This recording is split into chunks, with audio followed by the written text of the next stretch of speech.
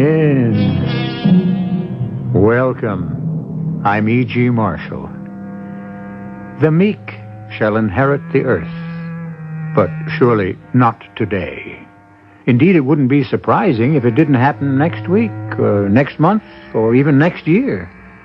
In order to be a successful member of the meek, one requires patience. Indeed, the thing the meek do better than anyone else is to endure injustice with patience. And yet there is a human limit to endurance, while obviously there is no limit to injustice. Something has to give.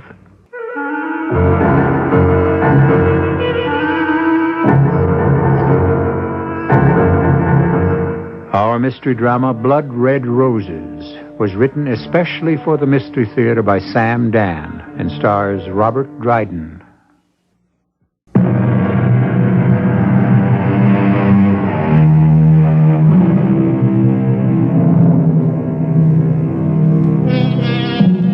We walk, it seems, a narrow and slippery pathway between poetry and practicality. Poetry tells us to love thy neighbor. Practicality warns us, don't stick your neck out. Don't get involved. These are the voices of practicality. And in so many cases, they seem to prevail. Well, we're about to witness an exercise in both poetry and practicality. And you may judge which course has been the most productive. I have to stop. I gotta rest. I can't run anymore. Go, open the door. Quick, open it up. Open it. What do you want? Please, Lady, let me in. But you're in? Who are you? What do you want? Let me in, please. Just let me hide for a minute. Hide? They're after me. They'll kill me. Go away. For God's sake. Go away, I'll scream. They'll kill me. Go away, please, go away. Somebody's got to hide me. Please. Please. Yes? Please help me. Are you in trouble? Yeah, the guys are coming after me. Help me. Well, come in. Maybe I shouldn't come in. Well, why not? Because if they find me here, they can kill you, too. Well, maybe we better call the police. Oh, no. But that's what the police are for, to help. No. Well, why are those guys after you? Because I knew too much, I talked too much, and I got no place to hide. Well, sit down. You will not be killed here. Oh, maybe not. You got a gun? This is a sanctuary. A what? A sanctuary. The sanctuary of a church. What church? My church. A church? Well, where's the altar? Where's the cross? This is the church of the heart. It is my ministry to help those in need. Pray with me. Are you crazy? Pray to whatever God watched over your childhood, in whatever language you ever spoke to him, but pray from the heart, the spirit. In here. The dame said he ran in here. Oh, it's Joe. It's Joe. They found me. Come on, open up in there. Open up. We'll bust it down. I told you to let me get out of here. Now it's too late. Let us pray. Open up. The door is unlocked. Yeah, there he is. Why do you enter this house? Knock him off, Albie. Joe, I'm gone. I know that. But this guy, this priest. What are you trying to pull? What priest? Don't kill him, Joe. He didn't do anything. You must not commit violence in this house. I cannot permit you to... Let go my arm, you nut. Let go. You must Albie. listen. I forgive you. He's still alive, Albie. I forgive... You...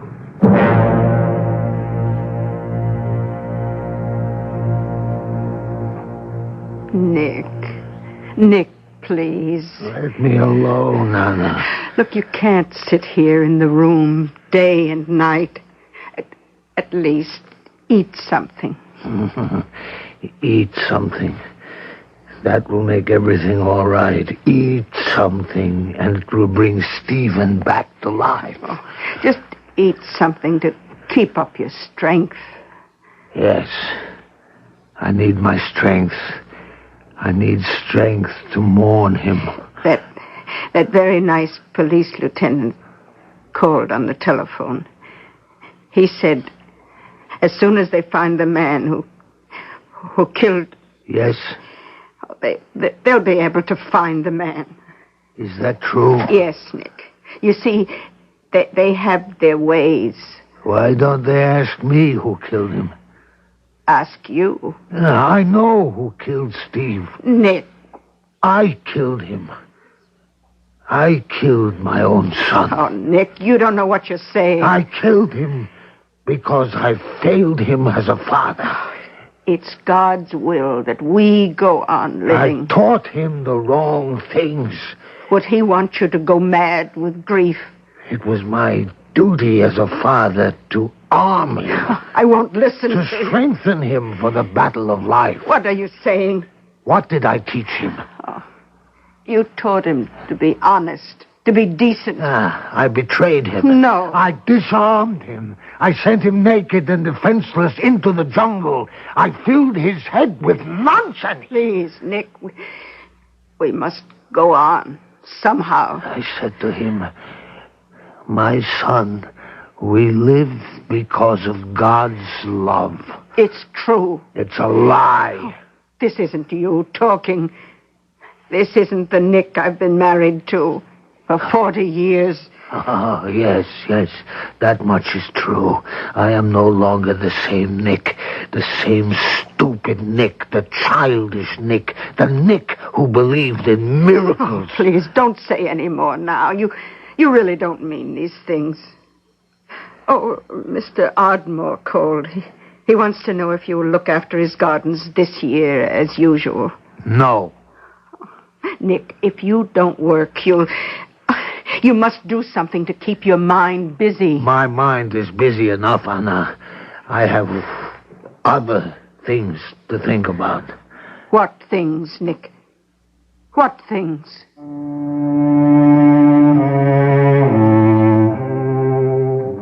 What things? It only proves that women cannot understand what must be done. I must kill the man who murdered my son. Even as I say these words, I feel a chill. I never spoke this way. I never thought this way. But until now, I never had reason to. Lieutenant Daly. Who? Well, can't you tell him I'm out? Look, I feel sorry for him, too, but what can I do about it? All right, send him in. What does this old guy want from me, anyhow? Mr. Burko, come in, sit down. Oh, thank you. I know what you're here to ask me. Yes. And let me tell you, we're working on it. Are there any results? Well, it was a gangland killing. We know that much. Yes. The guy they were after was a stool pigeon. Excuse me? No, an informer. Oh, yes. Well, the problem is, any one of a number of well-known racketeers could have ordered the hit. We don't know which gang, which outfit is responsible.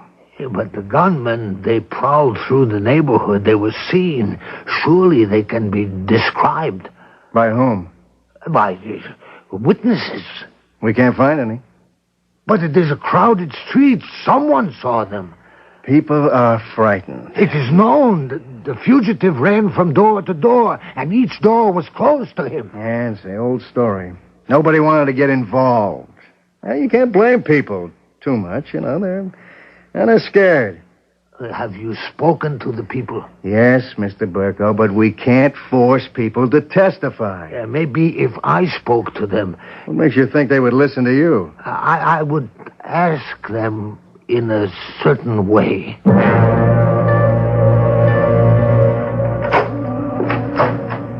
Yeah?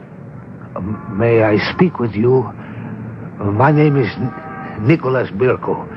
I am Stephen Birko's father. Oh, yeah. You want to come in? Oh, thank you. Well, won't you sit down? Can I get you something? A cup of tea, maybe? No, thank you. Oh, that son of yours, was a saint. He's always there when you needed him. You ought to be so proud. Everybody in the neighborhood was crazy about him. The animals had killed him. The chair's too good for him.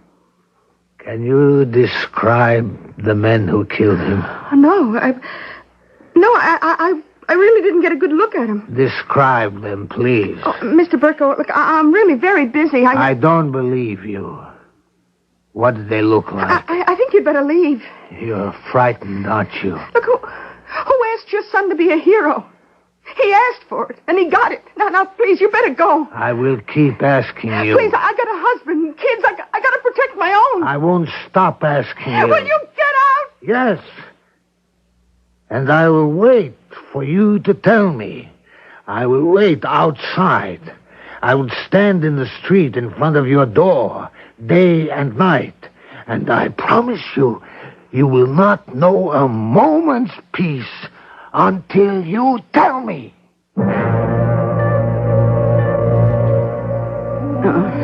Nick? Oh, Anna, I woke you. I'm sorry. Oh, where are you going? It's only 6 o'clock in the morning. Out. Oh, Nick, you can't keep doing this. I can. I will. I must. You just stand on the corner outside that woman's flat. I'll go back to sleep. People think you're insane. People may think as they like. Oh, Nick, you have to go back to work. This is my work. Your customers. They'll have to hire other landscape artists. All the flowers you planted for so many good people. It can't be helped. But what good does it do? Your only son was murdered, and you have no wish to avenge his death? Vengeance is mine, says the Lord. Ah, yes. But since the Lord shows no sign of taking it, I'll have to attend to it myself. Nick, it's raining outside. It's also raining on my son's grave. Oh. If you could only find peace. I will. On the day I avenge his death.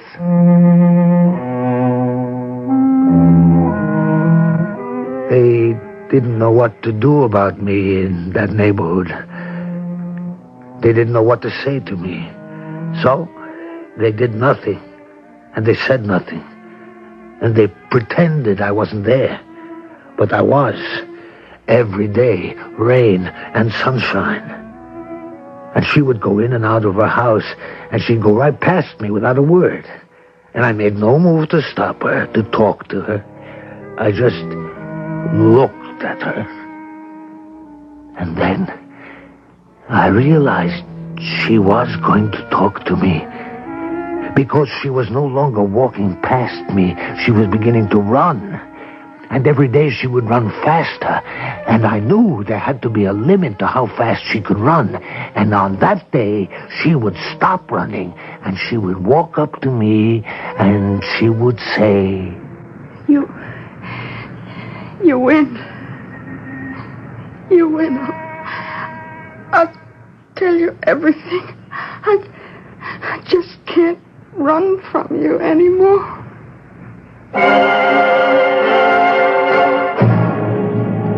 Persistence has paid off. She's going to describe those killers. Joe, Albie, weren't those the names we heard? But what can Nick Burko do with the information? He talks about revenge, but these are professional hoodlums. Well, he has a second act in which to figure out a course of action.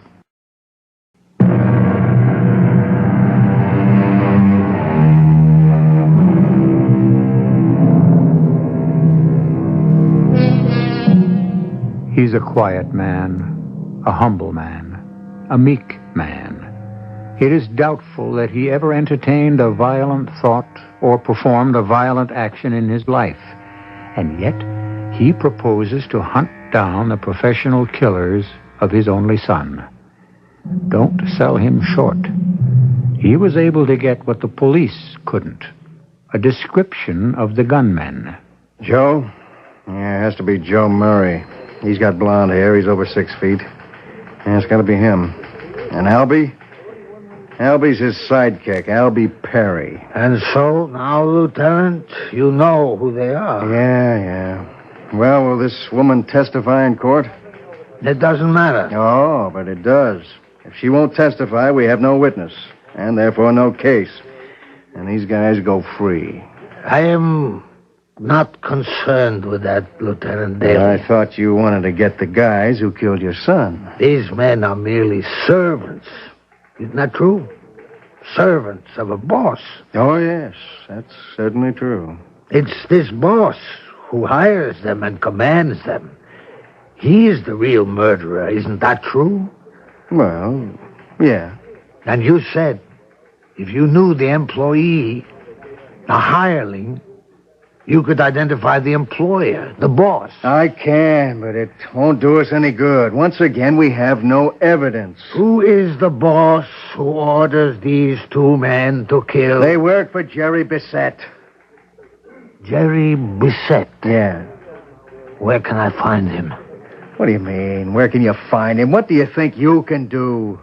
I will make him pay for the murder of my son. Oh, but you can't take the law into your own hands. Lieutenant, I find myself in this position only because the law has failed. Look, I know how you feel, Mr. Burko. Huh?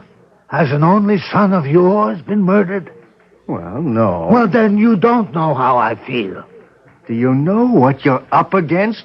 This guy, Jerry Bissett, he's got connections all the way into Washington, D.C., and so far, he can't be touched. Now, what are you planning? Say, let's say you want to shoot him, huh? How do you think you could get at him?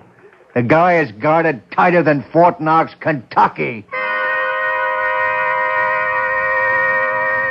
I thanked him. I went home. And then I almost broke into tears. I realized how helpless I was. Oh, Nick, you must rid your mind of all these thoughts. I must destroy that man the way he has destroyed me. Nick, you cannot be destroyed. You have too much good in you. How? Tell me, Anna, how? I've never held a gun in my hand. I can't stand even the thought of a knife. Nick, you can't kill this man. He's already dead. And even if I had the weapon, how could I get close enough to him? His soul has died. He's not worth your trouble. Help me think of a way. Would Steve want you to kill him? Steve? No. But only because I filled his head with nonsense. Don't use that word. What you taught him was not nonsense. Love, my son. Look about you and see God's love. I filled his head with this nonsense. And he believed it. He believed it. And you don't believe it? No more. Now, let me be free to think. About what? About what I must do.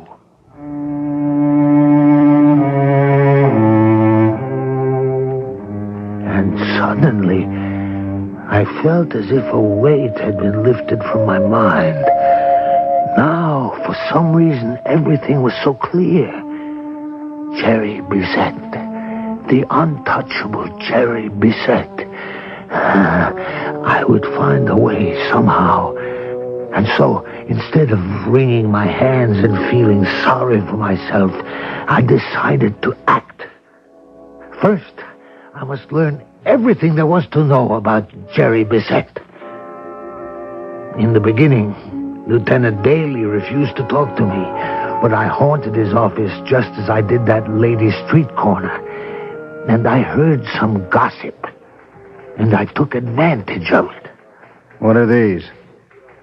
Those are roses, Lieutenant. I know they're roses. I never saw such beautiful ones. I understand your wife loves to grow roses. Yeah, what kind are they? It's a rose I have developed myself. I will tell her how to plant them, how to... Now, hold on a minute. Why are you This giving is a these? bribe. Oh, no, I can't take... And what am I asking for? Just information on Jerry Bissett. But you'll only do something stupid and get yourself killed. Well, that's my right as a citizen, isn't it? You know what's funny? Roses. Why? Well, roses just happen to be Jerry Bissett's hobby. What? This animal appreciates the beauty of a rose? Many of these animals have become domesticated in certain minor matters. They breed flowers, horses, dogs. They buy art. Roses. Yeah. He exhibits at all the shows. At the shows. What's funny, Nick? Roses. As simple as that. Roses.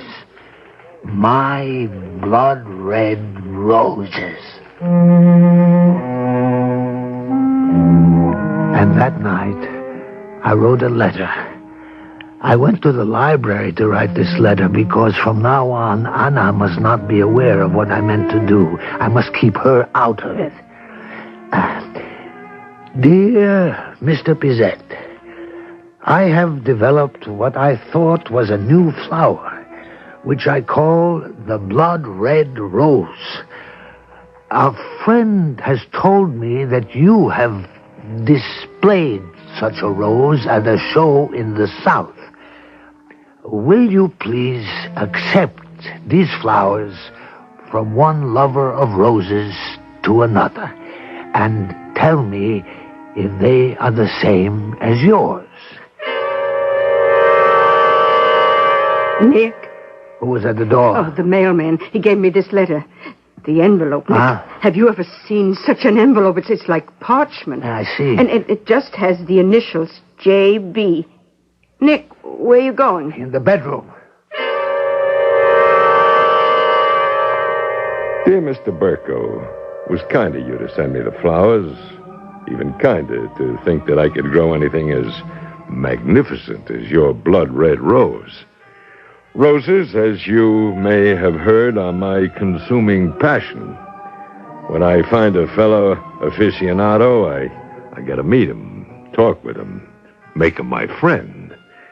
Please let me know what day would be convenient for you to visit. I should be very happy to send a car for you.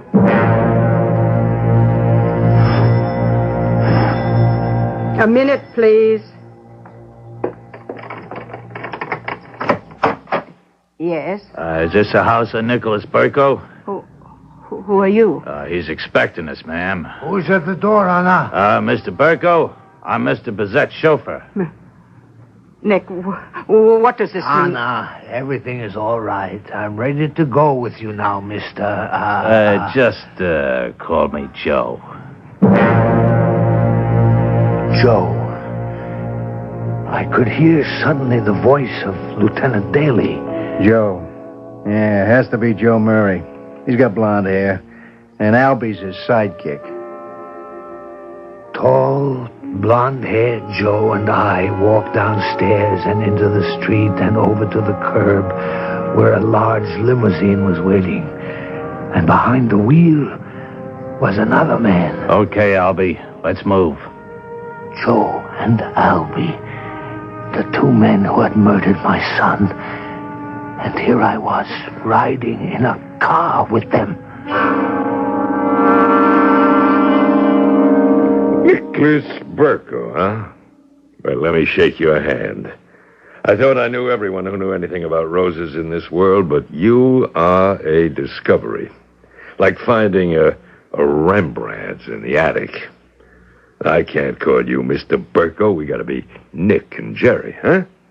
The way we feel about roses, why, we got more in common than most brothers.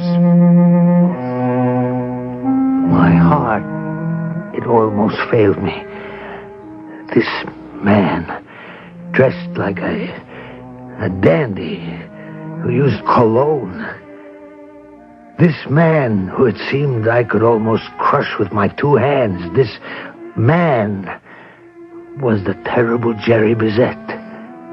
No, must be a mistake. What do you do, Nick? I work as a gardener. I gotta correct you. You don't work. You create. And you're not a gardener, you're an artist. Who you with? I work for myself. Well, work for yourself, but work for me. Turn yourself loose on this estate, Nick, and name your price. Yes, but Be what used to be called artist in residence, huh? Well, that's what you were meant to be. And let me function as I was intended, as a patron of the arts. You and me, Nick, it was meant to be. Was I going mad?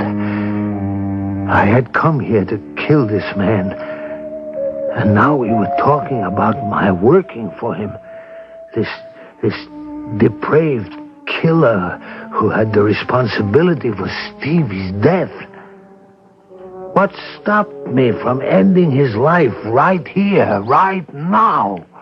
Hey, Pop. Might have known you'd be out here. Oh, Junior, I'd like you to meet Nick Burko. Hiya. That's my son, Jerome Francis Bizette, Jr. Oh, how do you do? Nick developed that rose I showed you, the blood red rose. Yeah, it's a great thrill, Pop. I need some dough. You got your allowance yesterday. Well, you know me, Pop. I can't stay away from that wheel. Junior, you've got to learn Come on. What's the lecture? You own the joint. Every dollar I lose comes back to you. You just keep the money moving, right? Mr. Roberts tells me you ain't been to the office in a week. Make that a month. The old guy's covering up for me. Junior, you gotta do something productive. Why? My old man's got millions. What do I have to work for? Suppose we discuss this some other time, huh? Yeah. Look at Mr. Burko. He's embarrassed. It's okay, Mr. Burko. I can tell. You're a gentleman of the old school. You're lord and master in your house, and when you talk, the wife and kiddies jump, right? Junior, that is enough. Mr. Burko is a true son of the soil, honest, rugged, like a rock.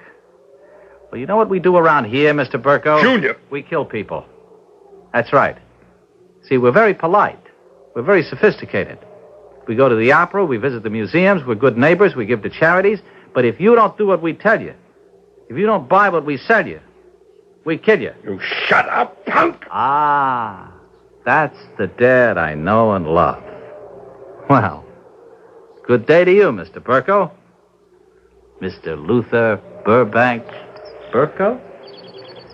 Oh, kids. You got any kids, Nick? No. Kid. He's 26. 26. Now, why does he do these things to me? Why can't he become a serious person? The world is open up to him. Whatever he wants to be, I can buy for him. Doctor, lawyer, name it. What am I working for? What am I living for? What have I got? Just this kid. And now I knew I would not kill him by ending his life. That would be too short, too merciful. I would kill him the way he killed me, by taking away what had made my life worthwhile. I would strike at him through his son, his only child. An eye for an eye, a tooth for a tooth, and a son for a son.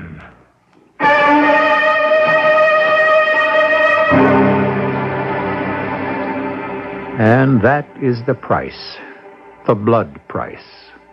The only problem is, can Nick Burko convince himself to exact it?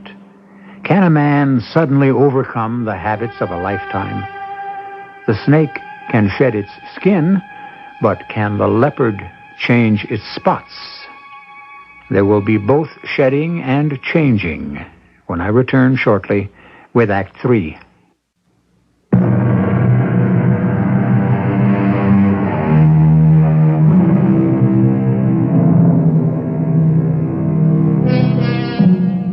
Revenge is a fire that needs to be fed, and the longer it burns, the more fuel it consumes, until finally it burns everything and everyone as it rages out of control. Such a conflagration has already been started. Hello, Anna. Oh, Nick, you're home. Why shouldn't I be home? I live here. Where should I go? Oh, Nick, I was so frightened. You were taken to the house of that gangster chief. Gangster chief? Why, Mr. Bizet is what they call an eccentric millionaire. I don't understand. The man is devoted to roses, as I am. I sent him some blood reds. He asked me to work for him. You would work for him? Anna, life goes on. He killed our son. Who says that? I don't understand, Nick. Our son was murdered by hoodlums, engaged in a private quarrel. Who the killers were, we may never know. We have rumor, we have gossip. Nick, what are you going to do to him? I will not do anything to him. It isn't true. Why should I do anything to him? He is responsible for Steve's death. We know that. And if he is, are we not commanded to forgive? I'm afraid. Of what? Of you. Nick, listen to me. You're different. Different from other men. What are you saying? What other men have you known? Believe me, there is in you a force, a power. Oh, Nick. Anna, you really don't know what you're talking about. Listen to me. I married you because I could feel this power. Power? What power? You have the power of the earth. The forces of the earth are in you. You're a man of the earth. Look at what you can bring forth from the ground. Anna, I'm hungry. Is supper prepared? He's a bandit chief. Bandit chief? We are back in the old country. He is surrounded by fierce, heavily armed men. I wish you would listen to me, my dear Anna. And yet you have the power to destroy him. Because no one and nothing can stop you. Must I eat my supper in some cafeteria? What are you going to do to this man? How are you going to kill him?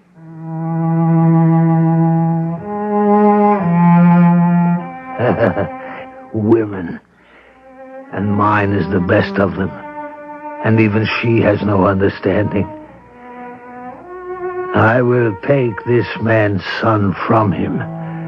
I will rob him of the only precious thing in his life. But it seemed I must wait. He wasn't there the next day, or the next weeks. Months went by.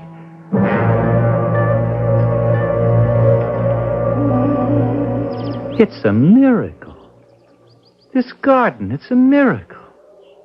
You know something? Nothing ever grew here before. But I saw this garden before I went to work. It was a hustle. It was all brought in, every inch of dirt. This place could only grow weeds. I cannot believe that. You know what I told the old man. I said you got too much blood in the ground. Why are you unhappy? Huh? Unhappy?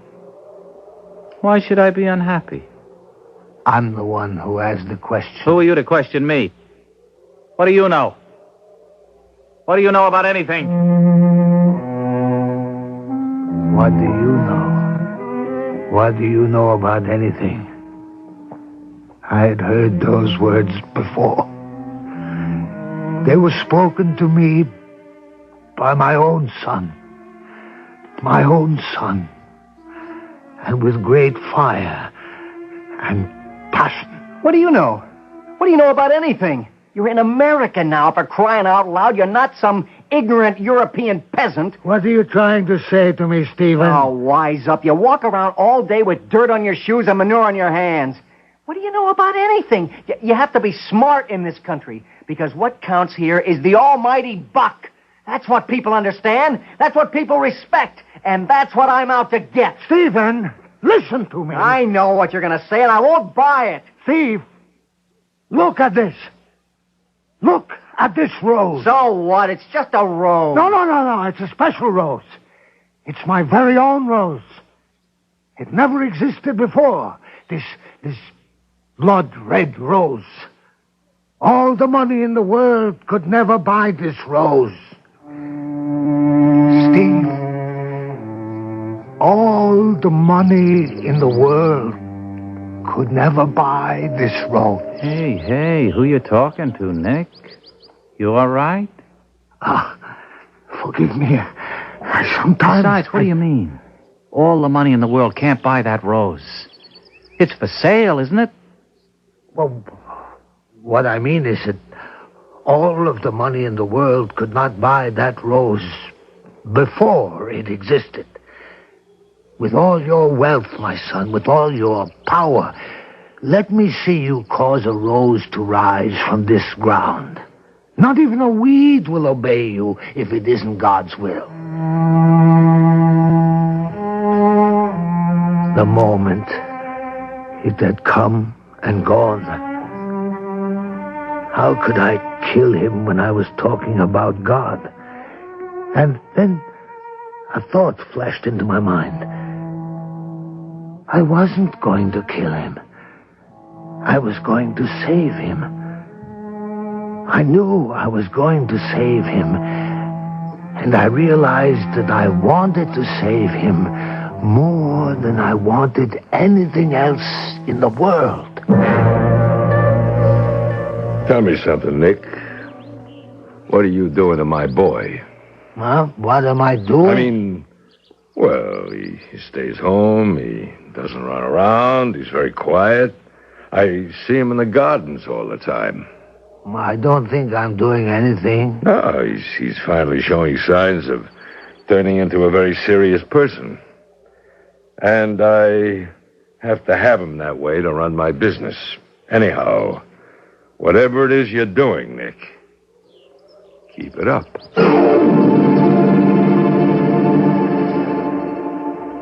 How do you get that rose to be such a red color? Such a blood red? That's not the way to say it. This rose does not obey me. It does not do what I command or desire. I only help it to become what it must be, what God has intended it to be. God certainly did not intend for any of us to lie, rob, murder. He only wanted us to love each other. Oh, love. This world needs so much love. What is it that you wanted to be? What was it that you wanted to do? I wanted to help people. Oh, that's a fine answer. And you have money? No. My father has money. But I won't touch it. It's blood money. How can you help without money? I'll give myself. There was a young guy. I read about him in the papers. It was a long time ago. I don't even remember his name. He went down into the slums. He wasn't a priest. He wasn't a doctor. He wasn't a lawyer. But he was there. And he did what he could. He was a most unusual young man.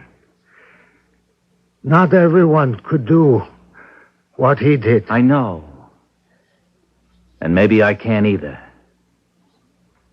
But I'm gonna try.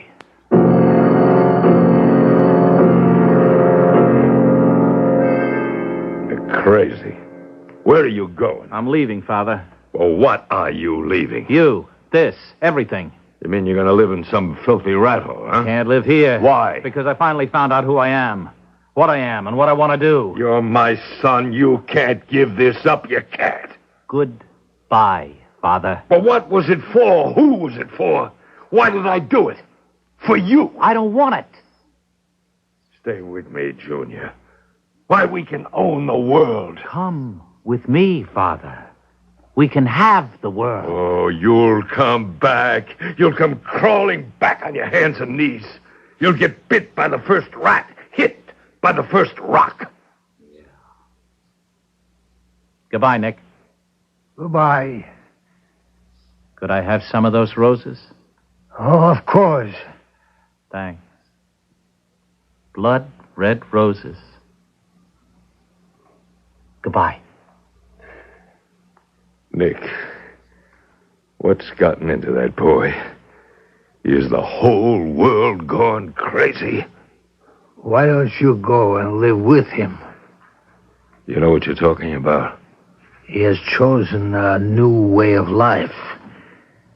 Unless that way becomes your way, you'll never see him again. Well, how can I stop being Jerry Bizet? How? Answer me. You can't.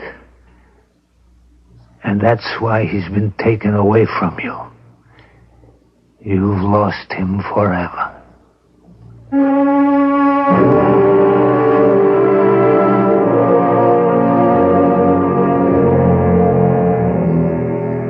An eye for an eye, a tooth for a tooth, and a son for a son. Payment in kind. And that's the most satisfying revenge there is.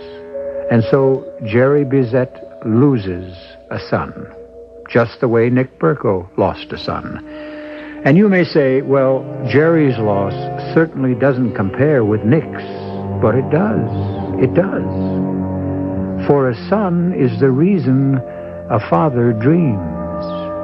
And now, Jerry's dreams are as dead as Nick's. I'll be back shortly.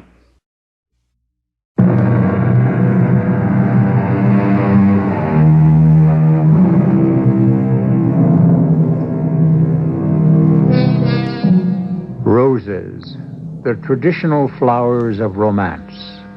The red rose of courage and valor. The white rose of purity and hope. What's in a name? Everything. The bard to the contrary notwithstanding. Would a rose by any other name smell as sweet? Probably. But who would believe it? Our cast included Robert Dryden, Bryna Rayburn, Arnold Moss, William Redfield, and Bob Caliban. The entire production was under the direction of Hyman Brown. This is E.G. Marshall inviting you to return to our Mystery Theater for another adventure in the macabre. Until next time, pleasant dreams.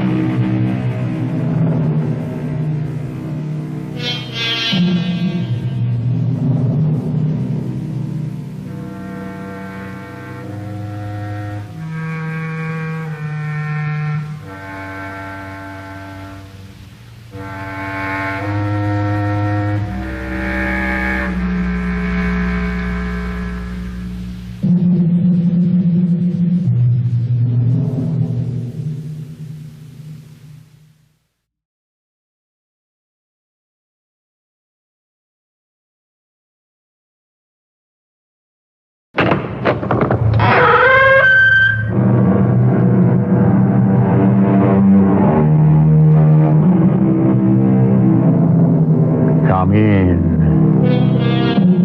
Welcome. I'm E.G. Marshall. Talking about marriage, Miguel Cervantes defines it as a noose. The Greek philosopher Menander calls it an evil. Shakespeare also takes a swipe at it and says that a young man married is a young man marred.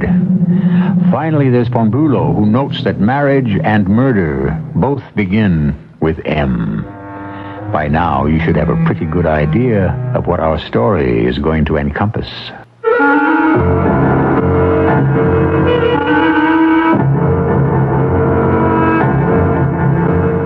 Our mystery drama, Lady Bluebeard, was written especially for the Mystery Theater by Sam Dan and stars Fred Gwynne.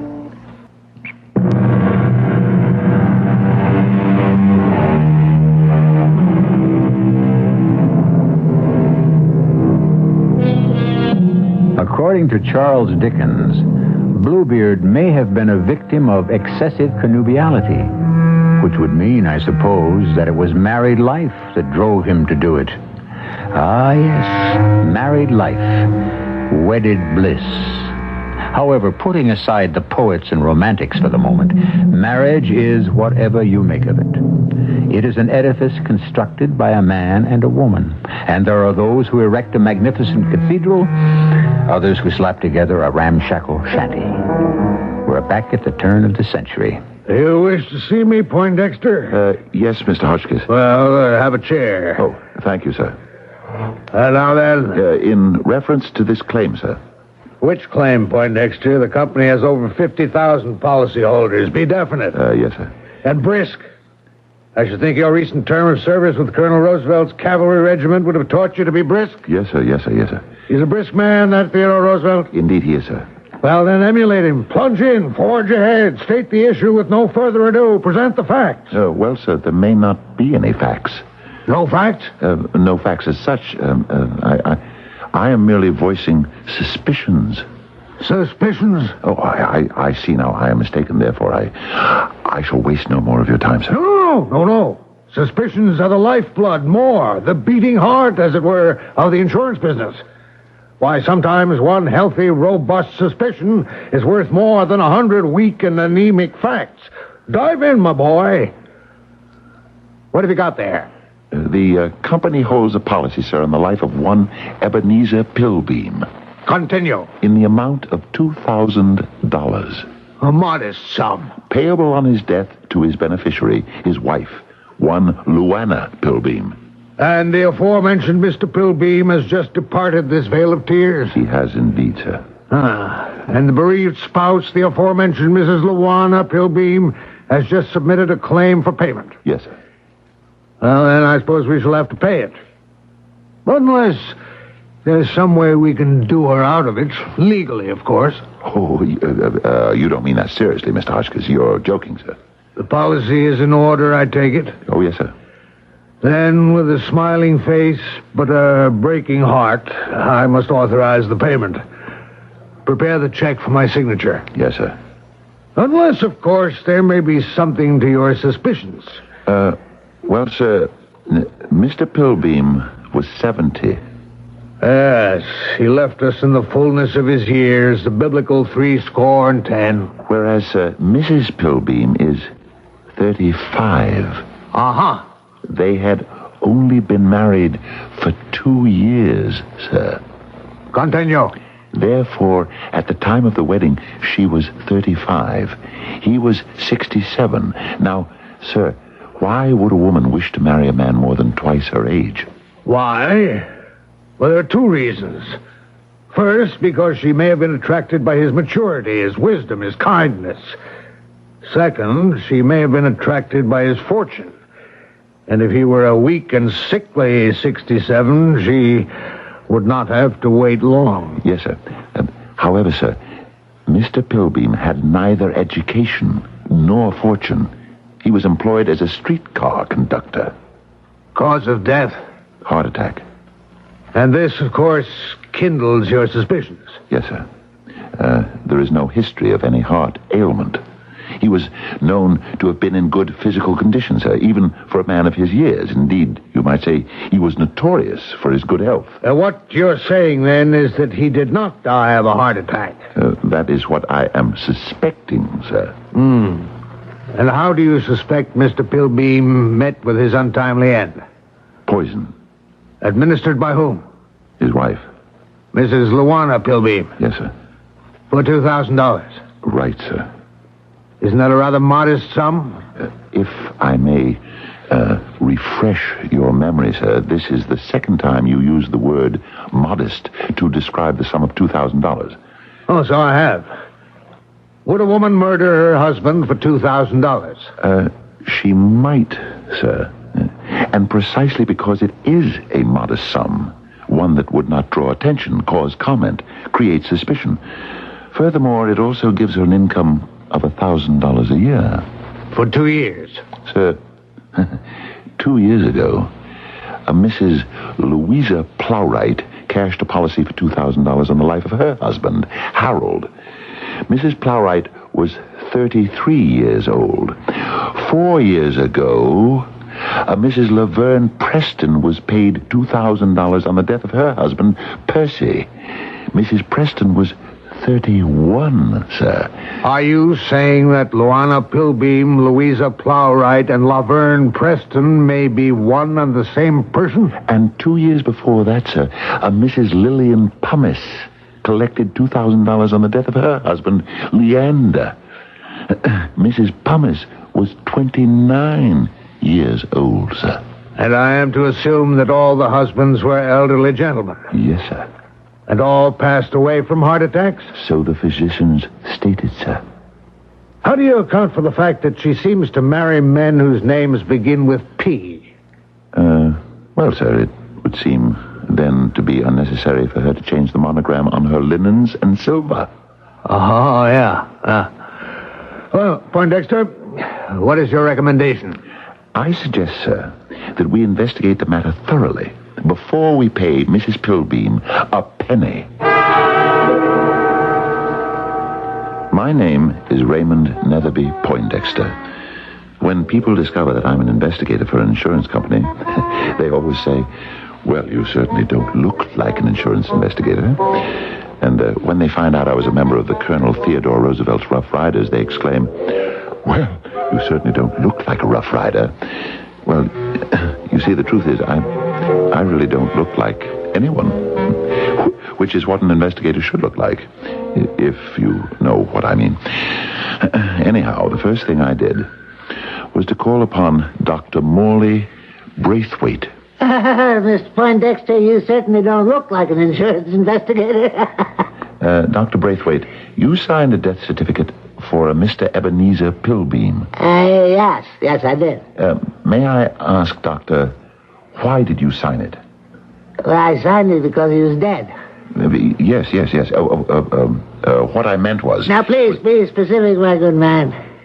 Yes, sir. Specificity. The cornerstone, the linchpin, as it were, of all science. I agree, Doctor. Then what is your specific question? Why was he dead? Because his heart had stopped beating. Yes, sir. I believe that occurs in all cases of death. What I mean was, why did his heart stop beating? If we only knew. But on the certificate, Doctor, you wrote heart attack. No, not quite. Specifically, I wrote cardiac failure. Doesn't that imply heart attack? Well, if you choose to make that inference. Why, Doctor, was there cardiac failure? I've already answered that question. Or specifically, I told you why I cannot answer that question. I don't know. Doctor, do you mean Mr. Pilbeam died just like that? Well, I'm afraid so. But, Doctor, is there a possibility that Mr. Pilbeam might have been poisoned? Yes. Well, Doctor, your report makes no mention of that fact. Well, you asked me if there was a possibility. The answer to that question must always be yes. Anything is possible. However, I could find no evidence. I see. Would you state categorically, Doctor, that Mr. Pilbeam was not killed by poison? I will only state categorically that Mr. Pilbeam died because his heart stopped beating. And you do not suspect foul play? I could suspect foul play, but I couldn't prove it. But I would never rule it out. Yes. I see. Well, thank you very much, Dr. Braithwaite. I'm glad to be of help. Actually, he was of no help at all. That is, to my insurance company. And so I decided to visit the recently bereaved widow, Mrs. Luana Pilbeam, herself. Perhaps I couldn't prove that she had actually poisoned her husband or murdered him in some other mysterious manner, but I might know enough to frighten her out of her demanding payment.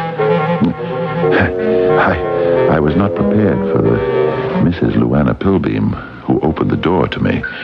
She had soft, flowing black hair, radiant, creamy skin. Oh, and the largest, warmest brown eyes. I introduced myself, and she said... Oh, Mr. Raymond Netherby Poindexter, you certainly don't look like an insurance investigator. May I come in? Certainly.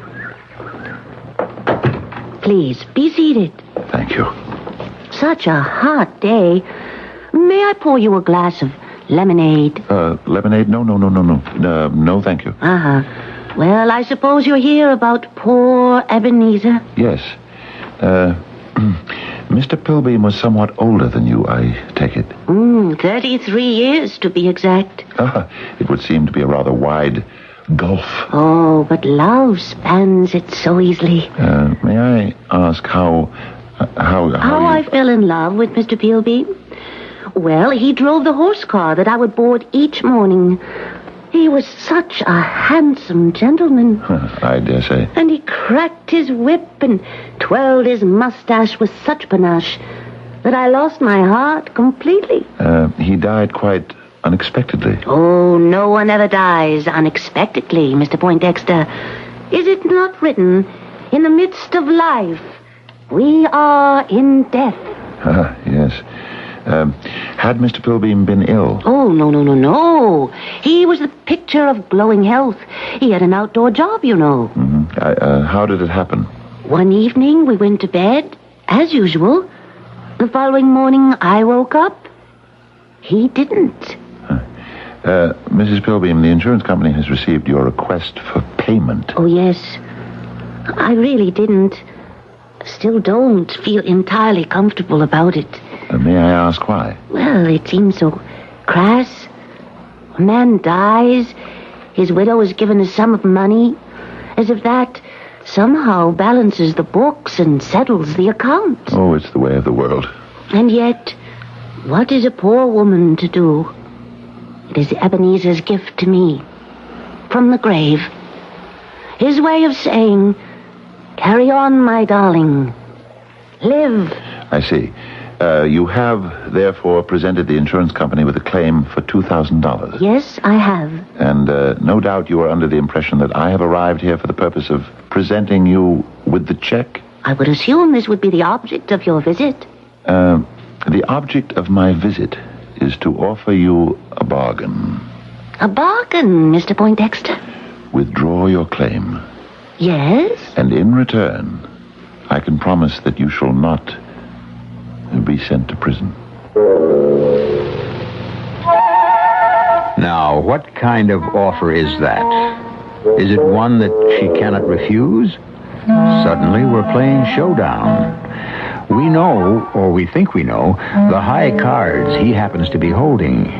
What aces does she have in her hand or up her sleeve? Wait just a few minutes, and then we shall deal you the second act.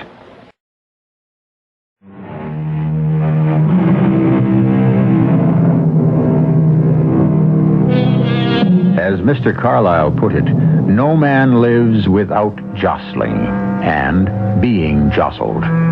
In all ways, he has to elbow himself through the world, giving and receiving offense. Certainly our Mr. Raymond Netherby Poindexter has chosen a profession where he gives offense and jostles people. Now, are we about to see how he himself reacts to being on the receiving end? Permit me, Mr. Poindexter, to restate your proposition. If I withdraw my claim to my husband's insurance money, you will promise that I shall not be sent to prison. Yes, Mrs. Pilbeam. And why should I be sent to prison? Fraud. Ah. May I have your answer? Or do you require a short interval of time to consider? So, your name is Raymond Netherby Poindexter. A trace of Scottish ancestry there. Am I correct? Mrs. Pilbeam, the subject of this discussion is not whether... Netherby, a famous Highland name? I would assume so. Probably on your mother's side. Am I correct? Yes, her name was Netherby. Now, see here... You recall Sir Walter Scott's poem, Lochinvar? Mrs. Pilbeam... Oh, young Lochinvar has come out of the west. The next line? Throughout the wide border, his steed is the best. See, you do know it. Yes, my mother used to recite it all the time. Because she was a Netherby. Oh, the poor Netherbys. They were on the losing side, remember? Well, Bold Lochinvar was in love with fair Ellen Netherby. But, fearing him dead, she had decided to marry someone else. How did Scott put it? For a laggard in love and a dastard in war had won the fair Ellen of bold Lochinvar. Right! He came to Netherby Hall too late to stop the wedding, and so he stayed to have one dance with the bride. And he whispered one word into her ear, and he swept her up onto his horse, and they were away. Yes, and now, Mrs. Pilbeam, please, to the matter at hand. For just a moment, the Netherbys were taken by surprise, but then the angry pursuit began. And oh, how Scott describes it. There was mounting amongst Grahames of the Netherby clan. Fosters, Fenwicks, and Musgraves, they rode and they ran. Help me with the next line, Mr. Poindexter. There was racing and chasing on Canterbury Lee. But the lost bride of Netherby, they did never more see. Oh, such exciting poetry. Yes. And now... And now for a confession. We are distantly related. Your mother, you say, was a Netherby? Yes, but... My mother was a Fenwick. Do you know what else? My father was a Foster. I have cousins who are Musgraves. Oh, we are dyed-in-the-wool clan Netherbys. Oh, we must have a toast. You do not take spirituous beverages. I understand. I approve. Lemonade. If it's all the same to you, I'd really rather... But it isn't all the same to me. We must pledge a toast to our newly discovered relationship. The Netherbys. You don't like the lemonade? No, I do. It just seems a bit tart. Oh, well, you see, I put something in there. You put something in there? Mm-hmm. A tiny little secret ingredient of my very, very own. Really? What? Oh, no, it's no use your asking. I'll never tell. Mrs. Pilbeam, I shall not be distracted. I know your secret. My secret? You have married a series of men, and then you have proceeded to murder each of them for the insurance money. Murder? Oh, dear me. You deny it? Were you not also married to a Mr. Harold Plowright, to a Mr. Percy Preston, and to a Mr. Leander Pumice? Of course. Huh? You admit it? Well, you left out Mr. Beauregard Parrish and also Mr. Hubert Pollard. You admit that there were others? Were there? Let me think for a moment. No, Beauregard and Hubert complete the list. Isn't it coincidental that each of the men you marry takes out an insurance policy and names you the beneficiary? Most married men who can afford it buy insurance for their wives. Yes, but most of them don't die. Oh, I must correct you. All of them die eventually. No. What I meant was they don't all die within 2 years after marriage, as all your husbands did. I have been unfortunate. Mr. Ebenezer Pilbeam shall have been your 6th husband. A lady doesn't keep count. But now that you mention it, 6 would be the right number. These men were all elderly. Elderly, a relative term. Now, if I were to... No. We shall not be distracted again. We shall pursue the matter at hand. Which is? We all know what you are doing. Really? Yes. You marry a man, he insures his life, and then you murder him. I believe you've already made that statement. Now then, the latest is Mr. Pilbeam. Oh, Dr. Braithwaite found death due to natural causes. Let us say you were able to fool Dr. Braithwaite. Fool him? You were careful. You employed a substance that is not easily traced. Were you as careful all the other times? What would happen if those cases were to be opened up again? What could happen? Mrs. Pilbeam, I offer both of us a way to cut our losses. You forget to press your claim, and we forget to investigate the past. Now, what is your answer? But I have nothing to hide. Think about it. Consider it. Sleep on it. I shall return tomorrow for your answer. And now, I must bid you good day. Oh, must you go so soon? Won't you have another glass of lemonade?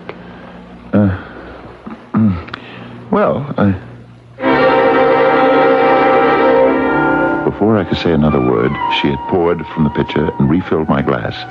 The lemonade, it was delicious, but it seemed to have a strange tart taste. Strange, but extremely pleasant. Delightfully different. An entirely new sensation. And she herself said... Oh, yes, I put something in it. A tiny little secret ingredient of my very own. Yes, but what was that ingredient? Why had she been so anxious to have me drink that lemonade? Was it poisoned? If not poisoned, perhaps drugged in some fashion? But would she dare? Why not? She'd already put away 6 husbands, and after all, didn't I represent a threat? Yes, there was something. My head felt feverish. My pulse was pounding. I could feel difficulty in breathing. What had she done? There's something wrong. Your face seems flushed. It's perhaps, it's warm in here. Warm? I hadn't noticed. Indeed, I thought it was a rather mild day. Yes, it's mild, but isn't it? It's a bit stuffy. Oh, you must permit me to open some windows. No, don't bother. I must be leaving. Perhaps another glass of lemonade? Oh, no. Thank you. Good day, Mrs. Bluebeam.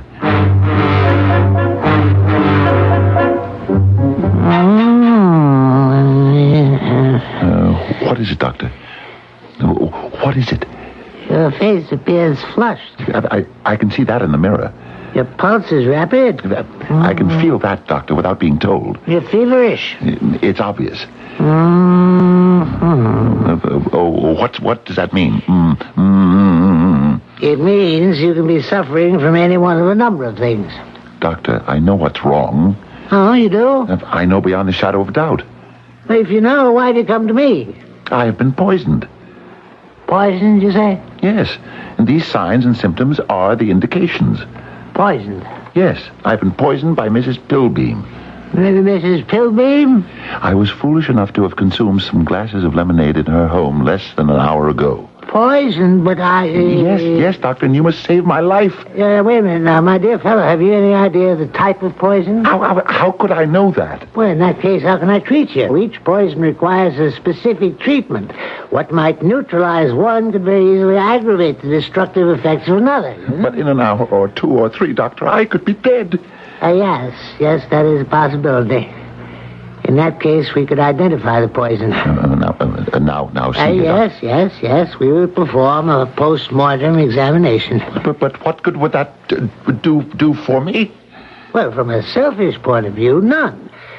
But you would be adding your tiny ray of candlelight to pierce the infinite darkness of our ignorance. What if you could have some of that lemonade? Could you analyze it? Of course. Oh, what a splendid idea. Well, it could quite possibly save your life.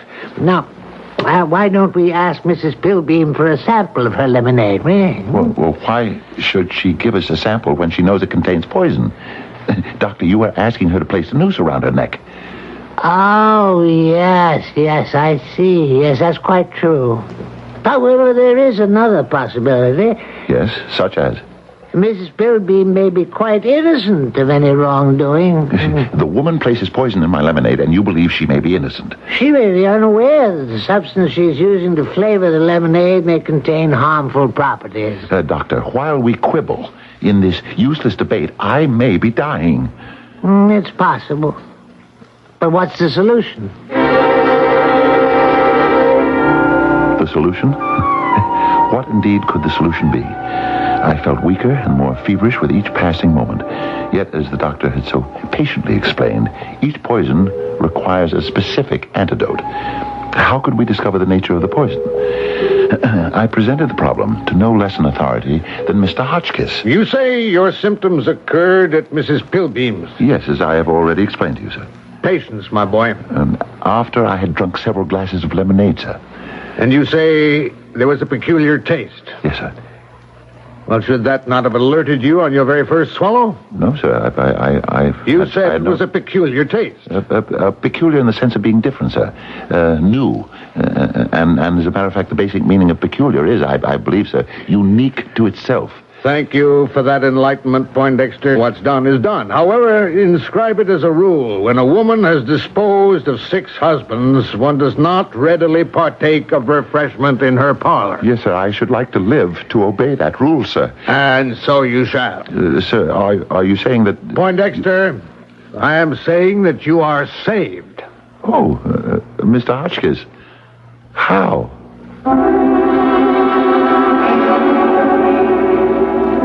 Hopefully. Here we've had this almost insoluble problem, and it turns out that there can be a very simple solution. Of course, it's quite logical. The most difficult appearing questions usually have the most uncomplicated answers. I shall return with Act 3.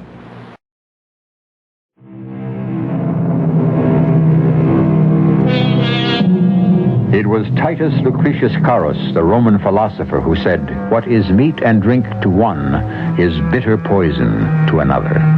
He said it almost 2,000 years ago. And as you can see, those arrangements are still in force. Has Luana Pilbeam discovered some strange, subtle, untraceable, fatal substance? How, Mr. Hotchkiss? Please, tell me.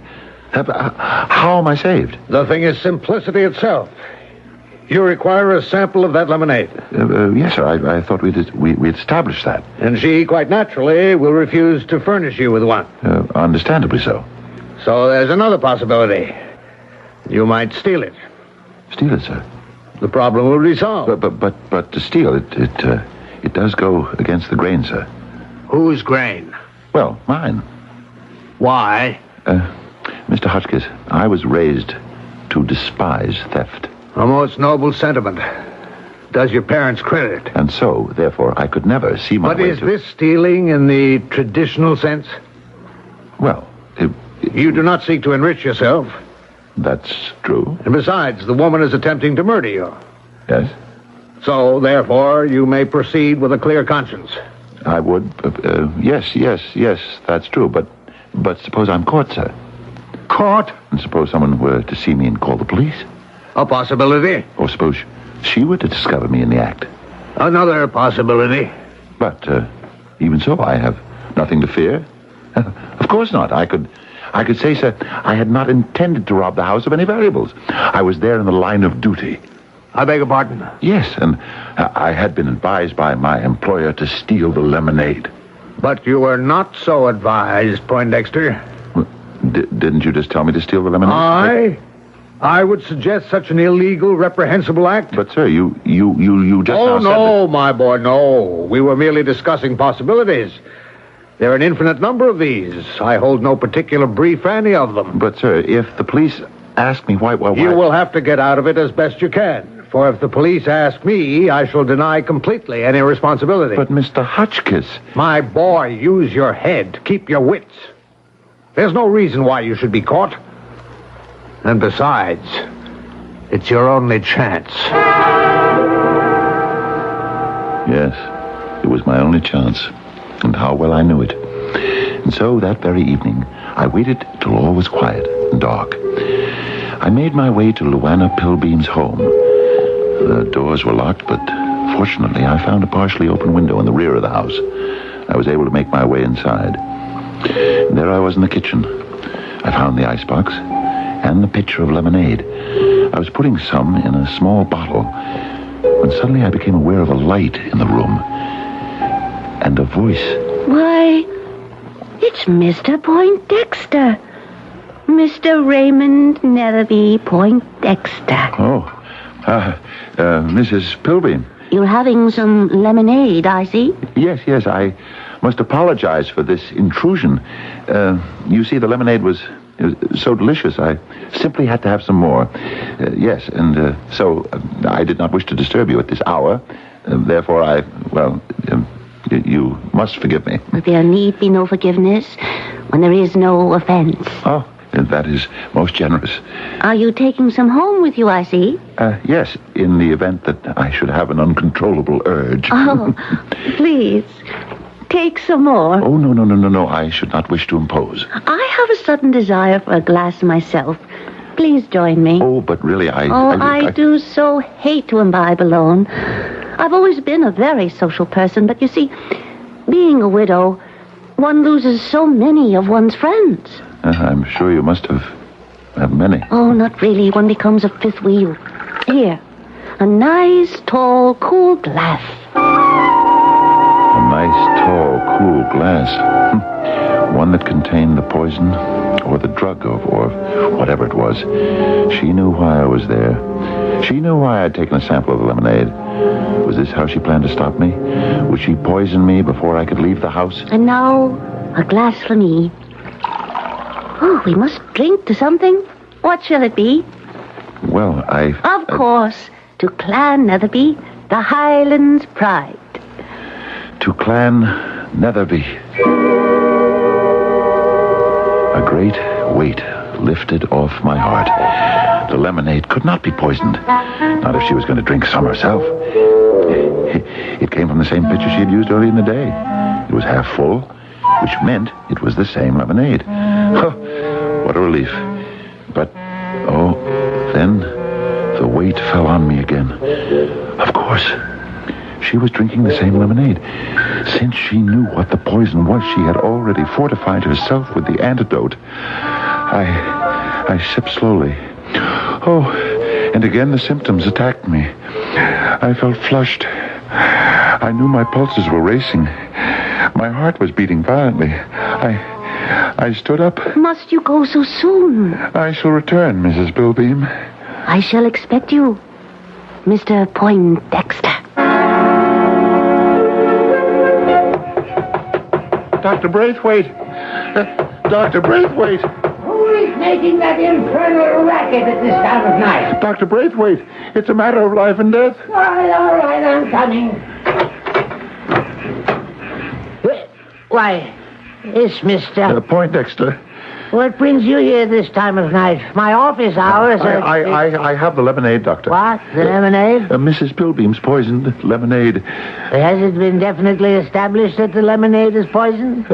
That's what you said you could discover if I brought you a sample. Oh, yes. Bless my soul, of course. Please, hurry, Doctor. I'm sick. Yes, come this way, will you? I'm even sicker. I've just had some more to drink, Doctor.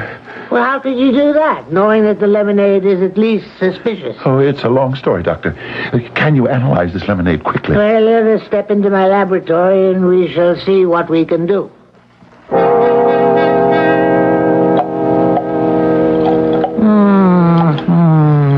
It's remarkable, yeah. Have you discovered anything, Doctor? And now we apply heat, and we... What is it, Doctor? We add the dye. Please, Doctor, tell me. What? Tell you? Tell me what is in the lemonade. Mr. Poindexter, there is nothing in the lemonade. What? Nothing? Nothing but lemonade. But that's impossible, Doctor. Lemon and sugar and water, and of course, to give it a dash of substance, some cinnamon and ginger. That is all? And to give it a dash of spirit, some bitters. And nothing else? No, my boy, nothing else. What an interesting lemonade. But what is poisoning me? I'm afraid I don't know. Something is giving me this terrible pounding in my chest. It cannot be the lemonade. Could there be a drug or a poison in there that has managed to evade your detection? Now, I would stake my professional reputation on the fact that this lemonade, this delicious lemonade, is completely innocent of any poison or drug. And to prove it... Oh, no, don't drink it. Oh, as I thought. Divine. The bitters are what does it. Doctor, how do you feel? Marvelous. But look at me. Oh, yes. You do appear a bit out of sorts. You need a drink. Here, try some of this lemonade. You can't be serious. It'll make you feel better in no time. Drink up. And before I knew what I was doing, I had taken the glass of lemonade he pressed into my hand and swallowed most of it. And then it dawned on me. Of course, it was a plot. They were in it together. He had been helping her. He had supplied her with the drug. He had fooled me. Why? For the money? Perhaps, but more likely because they were lovers, and I had never suspected it. What could I do? It was probably too late to do anything, and yet, what was the matter with me? The pounding in my heart was easing a bit. My forehead felt cooler. My pulses no longer seemed to be racing. Well, I must say, that lemonade appears to have done you quite a bit of good. Feel better? Yes, I can't explain it. I do seem to feel better. That should prove the lemonade is harmless. I don't feel any of your former symptoms. But I can't account for it. I know it's the same lemonade. The same lemonade, you say? Yes, and this is the very first time I drank it without that feeling of that feverish feeling. Tell me, Mr. Poindexter, this is also the first time you drank the lemonade without Mrs. Pilbeam being present. Yes. Then perhaps it wasn't the lemonade. What could it have been? Can't you guess? No. Why, it must have been Mrs. Pilbeam. Mrs. Pilbeam? Of course. Mrs. Pilbeam causes you to have a fever, a racing pulse, and a pounding heart. But why would she have... How could she do that? Oh, come on, what do you think? You're in love with her. Love? Oh, that's ridiculous. How can you say that? I've never been in love. I have no intention of being in love. Now, you asked me to isolate the fever and name the ailment. I have done so. You have an acute case of amour. I don't believe it. Well, test it for yourself. Visit her again. Do not drink lemonade. And see if you suffer from the same symptoms.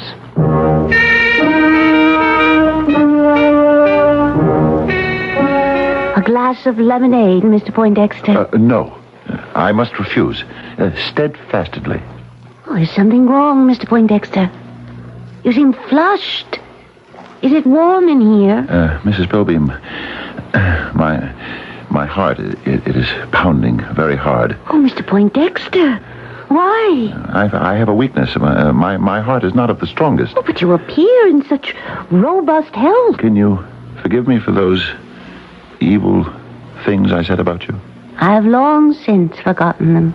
You see, I know the secret ingredient you put into the lemonade, and I know why Dr. Braithwaite couldn't find it. Only I could find it. Only you? Only me. And Mr. Pollard. And Mr. Parrish. And Mr. Pumice. And Mr. Preston. And Mr. Plowright. And Mr. Pilbeam. We all discovered it. We knew what it is. Do you, Mr. Poindexter?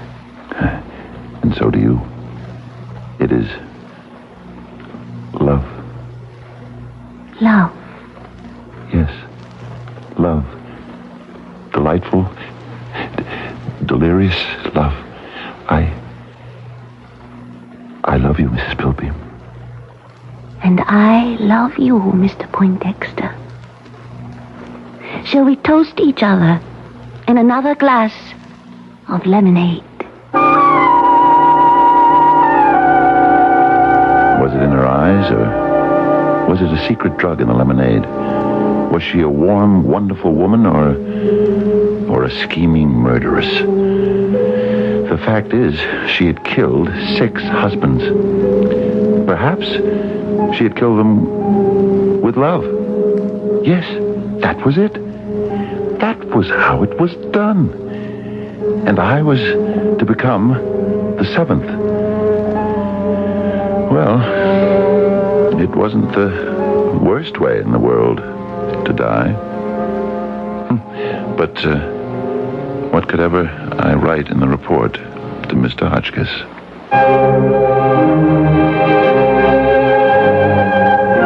Dear Mr. Hotchkiss, this is to inform you that I intend to marry a woman who has collected insurance money on 6 dead husbands.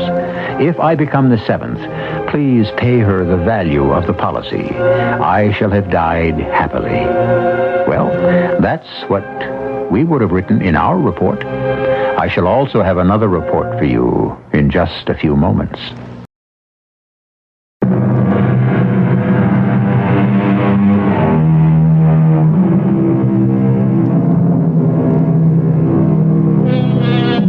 Our final text for this day comes from the poet Longus, who in the 3rd century wrote, "There was never any yet that wholly could escape love, and never shall there be any as long as beauty shall be and as long as eyes can see."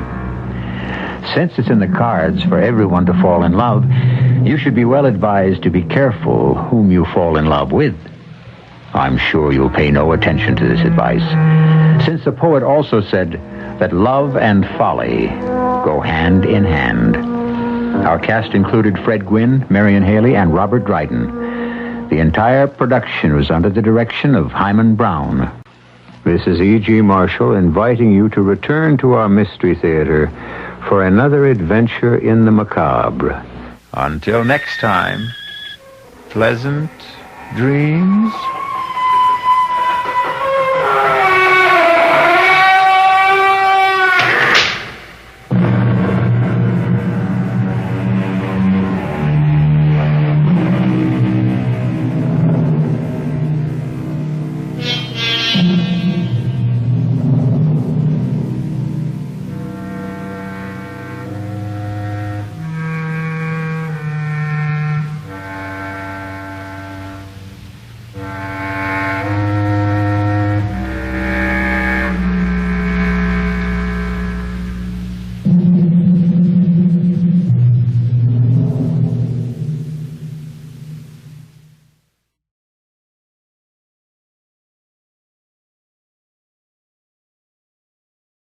The CBS Radio Mystery Theater presents...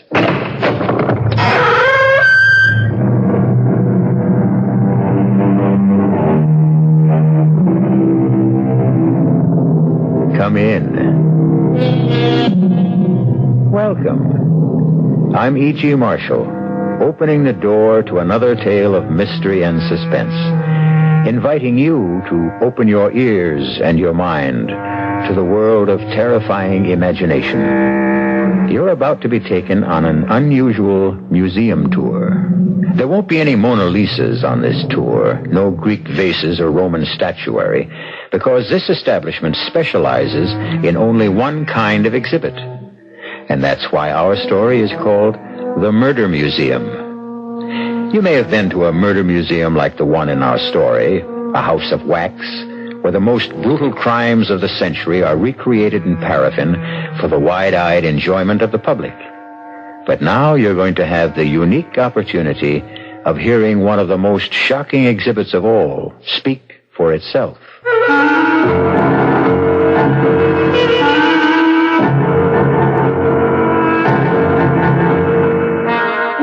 Our mystery drama, The Murder Museum, was written especially for the Mystery Theater by Henry Slessor and stars Michael Wager.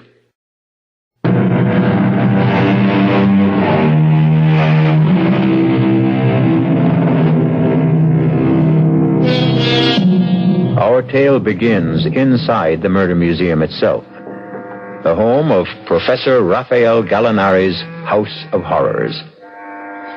There's a fair-sized crowd in the museum today. As usual, they listen in fascination to the words of their tour guide as he takes them from one bloody exhibit to another, recreating for them the terrible crimes which have immortalized these criminals and their victims. But there is one person in the crowd who seems reluctant to listen to his words, who hangs back and shields her pretty eyes from the sight of the wax images. Her name is Lisa Brandon. To this day, no man knows the true identity of the madman known as Jack the Ripper. But the theory persists that he may well have been a physician or at least a medical student, judging from the skill with which he wielded the instrument you see clutched in this hand as he attacks the terrified young woman. And that, ladies and gentlemen, concludes the tour of Professor Gallinari's Murder Museum. Thank you for your patronage, and please tell your friends about us. Excuse me? Yes, miss? Could I ask you a question? Well, yes, of course. I was curious about the Raymond exhibit, but I see that you haven't opened it to the public. No, miss. The Raymond exhibit is still closed for repairs. Well, the truth is, it's the only reason I came to the Murder Museum. I wanted to see the Raymond. Oh, well, I'm sorry. The exhibit won't be open for another week at least. Now, if you'll excuse me, I'm going out for some coffee. But even if it isn't completely ready, I wonder if you'd mind showing it to me. Oh, I'm sorry, miss. I can't do that. Well, I came a long way to see it, all the way from San Francisco. It would be a terrible disappointment. Look, I'm willing to pay you. No, please, put that money away, miss. Why is it so important for you to see the Raymond? You, any connection with the family? Well, yes, in a way. I knew Vincent Raymond. I met him when he lived in San Francisco. I see. Look, you said you were going out for coffee. Could I come with you? Well, sure. I just go to this little coffee shop down the street, but you're welcome to come along.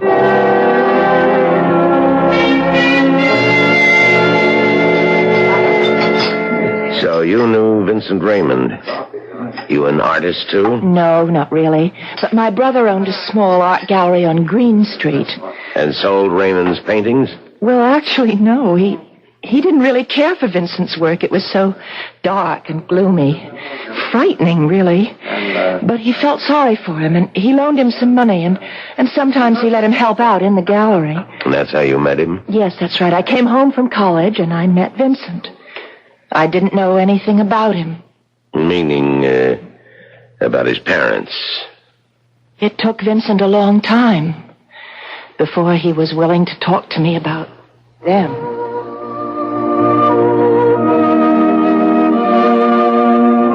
Vincent? Yeah? Isn't that music a little loud? Sorry, I'll turn it down. Are you angry with me or something? No, why should I be? I don't know. You've hardly said 2 words to me tonight. All through dinner, I was trying to digest that rotten food. Whoever told me that restaurant was worth trying must have had a secret death wish. I didn't mind it. Had only one thing to recommend it. It was cheap. That's the only criterion I have, you know? I didn't complain, did I? No, you never complain. You just suffer in silence. You think I'm some kind of gifted, starving artist who has to be tolerated for his poverty. Oh, you're so hard on yourself, Vincent. Well, let me tell you something, Lisa. I'm starving, but I'm not an artist. Well, let's not talk about it tonight. Let's just relax. You know I can't paint. Your brother knows it. I fill all my canvases with memories of my own nightmares, only you cannot call them art. Vincent, why do you paint in such a gloomy style? I've never seen you paint with anything that had any color or lightness. All those blacks and grays and slashes of red. Oh, I know I'm no sort of expert, but can't you talk about your work with me? There's a reason for it, Lisa. There's a reason. Well, what? I told you, my nightmares, they're all visions in black and gray and slashes of red. Well, then if you won't talk about your paintings, why not tell me about your nightmares? You wouldn't enjoy hearing about them. Or rather, about it. It? I have only one nightmare. Just one. I have it virtually every night. Sometimes it follows me into the daylight. I can close my eyes and there it is. For years I've tried to destroy it by painting it. Not its details, just its colors. But the therapy hasn't worked. Please tell me about it. I've never told anyone before. But why not? I suppose I never met the person I wanted to confide in. Maybe now I have. But if I'm going to do that, this music has to stop. My mother's maiden name might mean nothing to you, but at one time, many years ago, it was famous among people who loved the theater. She was an actress. Her name was Ada Krim. Ada Krim? I think I do know that name, Vincent. She was born and raised in England. She was known as the beautiful Ada. She didn't have a very long acting career because she capped her success on the stage with an even more successful marriage. She became the bride of John Lloyd Raymond. Your father? Yes. My father. He was a wealthy man. My grandfather had left him heir to one of the largest glass manufacturing companies in the West. Mirrored glass was his specialty. It seemed very appropriate to have our house full of mirrors. Maybe that's how it all started, that problem. What problem? Well, you know the way mirrors are, Lisa. After a few years go by, they stop being kind. And when that happened to my mother, she had to do something about it. Something to prove that she was still the beautiful Ada. No matter what the mirrors were beginning to say. And what did she do, Vincent? She took lovers. Lovers are the best kind of mirrors for a bored rich woman. Were you the only child? Yeah. I was her only child. At first I was a pampered little boy, one of her favorite playthings. Then she became bored with me, too. She stopped noticing that I was around. Maybe that's why she never made any attempts to hide her actions from me. She simply didn't know I was there. Vincent, you saw these men? I think I've said enough.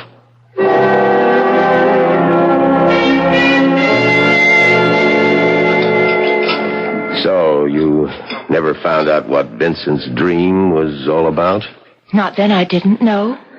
But you could have guessed, I suppose, if you knew the history of Ada Krim and John Raymond. Well, yes, I became curious enough to learn the history. I had a friend who worked in a newspaper, and she checked into the dead files and found the story for me, the whole terrible story.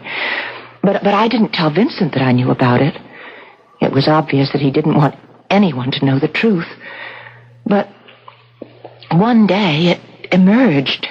Oh. Well, it was a beautiful spring day, the first really warm day of the season, and Vincent and I went for a walk. Vincent, why don't we walk down to Ghirardelli Square? We could do some window shopping, maybe have some lunch. Considering the state of my finances, we'd better window shop the restaurants, too. Oh, no, I have money. Good for you.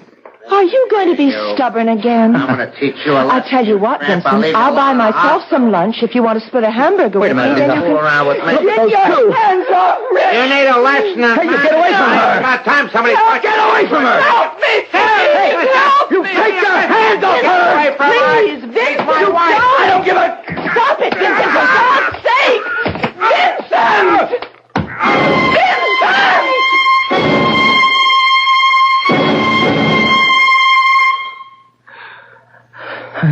I'm sorry, Lisa. I'm sorry. I shouldn't have done that. I just went crazy. Why? What made you do it, Vincent? You could have killed that man. I couldn't stop myself when I saw what he was doing and what he was going to do. They were man and wife. Yeah. Man and wife. So were my parents. Was that the reason? Was it because you saw your mother and father quarrel? Quarrel? You think that's all they did? Don't you know the truth yet? Yes, Vincent, I do know. I didn't want to tell you before, but I know that your father murdered your mother. And you know how he murdered her. My father came home early one night. A full day earlier than he was expected. He walked into my mother's bedroom, and that man was there. Might have killed him, too, but he was fast on his feet.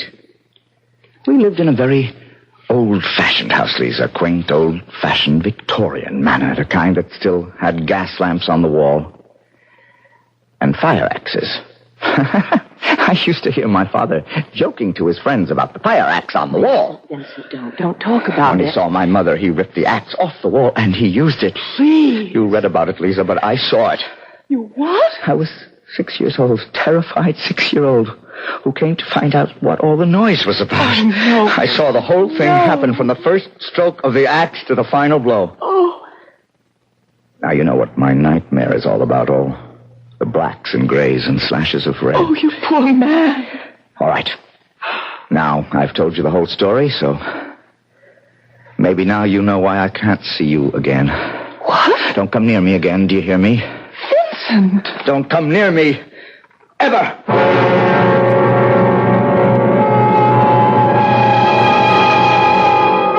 It's been said that the mind is like a haunted house, where the ghosts of the past rattle their chains and cry out their suffering. Of course, that's why we have our psychiatrists and psychoanalysts. And these days, even our exorcists. The house cleaners of the mind. But what will it take to free Vincent Raymond of his demons? Or can he ever be freed? We'll find out more when I return shortly with Act 2.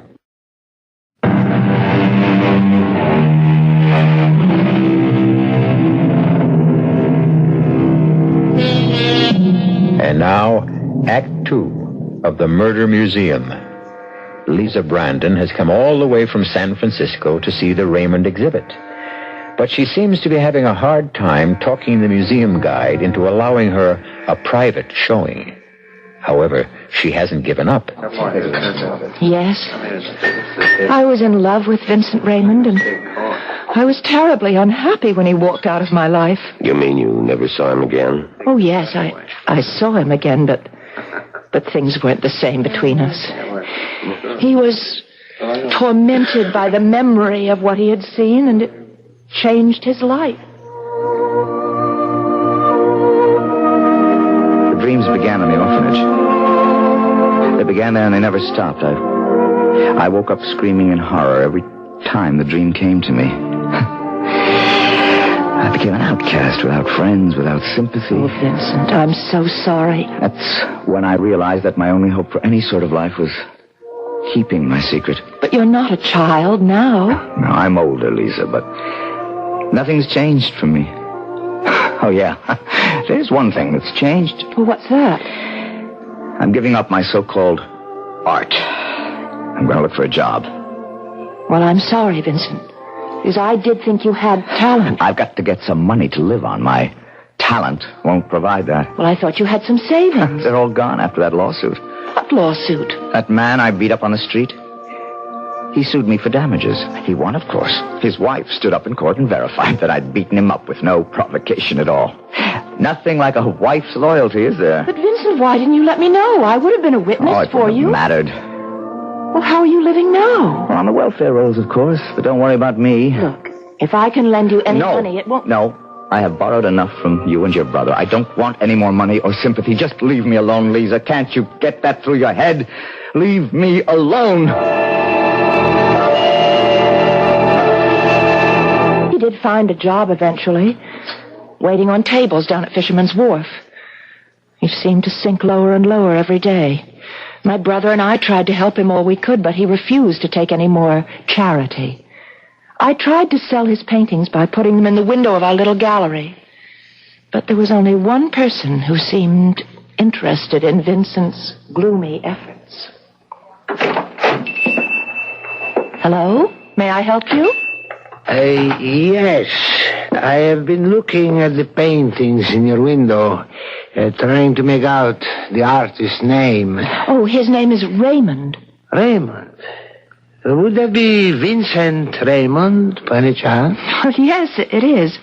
Did you like the work? It's interesting. I'm an artist myself. But that sort of thing, all those dark colors, it doesn't really appeal to me. Oh, I see. However, I am interested in the artist. I wonder if you could tell me how to reach him. Is he a local resident? Yes, he lives in San Francisco. Oh, would you mind telling me your name? Oh, yes, of course. Here is my card. Raphael Gallinari. You might say that I am a portrait artist. Oh, and is that why you want to meet Vincent? To paint his portrait? Something like that. Now, will you help me? All right. I'll tell you where you can reach him.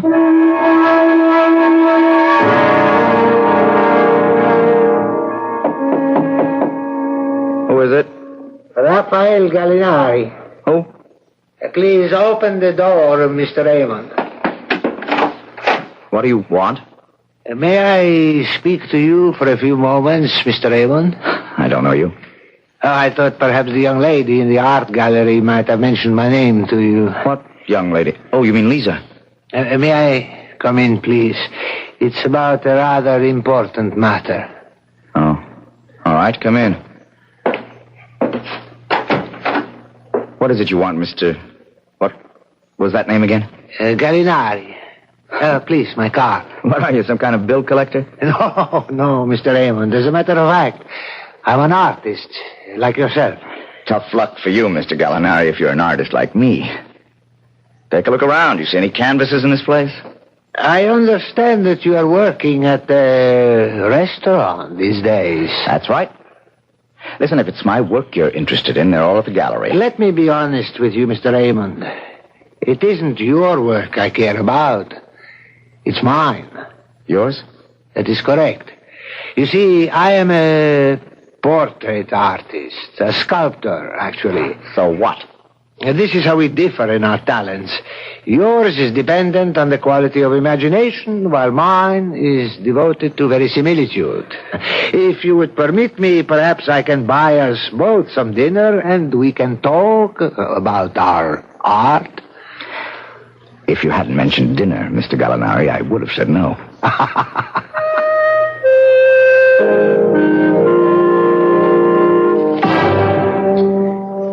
You know how it is with an artist. You know how we become obsessed sometimes, obsessed with a certain idea, a certain passion for a subject. No, Mr. Gallinari, I wouldn't know. I lost all my passion for art a long time ago. But if you had the inspiration, if there was one thing you wanted to paint more than anything else in the world, believe me, the passion would come flooding back like the tide. And do you have such a subject in mind? Yes, I do. A subject which has haunted me for years, more years than I wish to count. And this has something to do with me? Everything to do with you. Will you have another glass of wine? Sure, since you're buying. You see, Mr. Raymond, I am contemplating a certain work, a sculpture project, and one which would be impossible without you. How could that be? In order to answer that question, I have to bring up a subject which may be painful to you. A lot of subjects are painful to me, Mr. Gallinari. This one, I think, has left the deepest wound. Wait a minute. Yes, Mr. Raymond. I mean your parents. How do you know who I am? Did Lisa tell you? Oh, no. No, I assure you, the young woman at the gallery said nothing at all to me about you. And how did you know, damn it? Because I've made it my business to find you. Believe me, it's taken a very long time. The last address I had for you was in the Midwest. Then I ran across one of your paintings in a traveling exhibit, the Moorland exhibit. Yeah, that was the only show I've been in, and nothing sold. I found out that you were in San Francisco from the proprietors of the exhibit. Finally, I saw your work in a little gallery on Green Street. Your style is unmistakable. Rotten, but unmistakable. Mr. Raymond, I remember the beautiful Ada. Go on. I'm quite a few years older than you. I have a very clear memory of how your mother looked on the stage before her retirement. I thought then that she was the most beautiful woman I had ever seen. Beauty is very fleeting, Mr. Gallinari. Like life itself.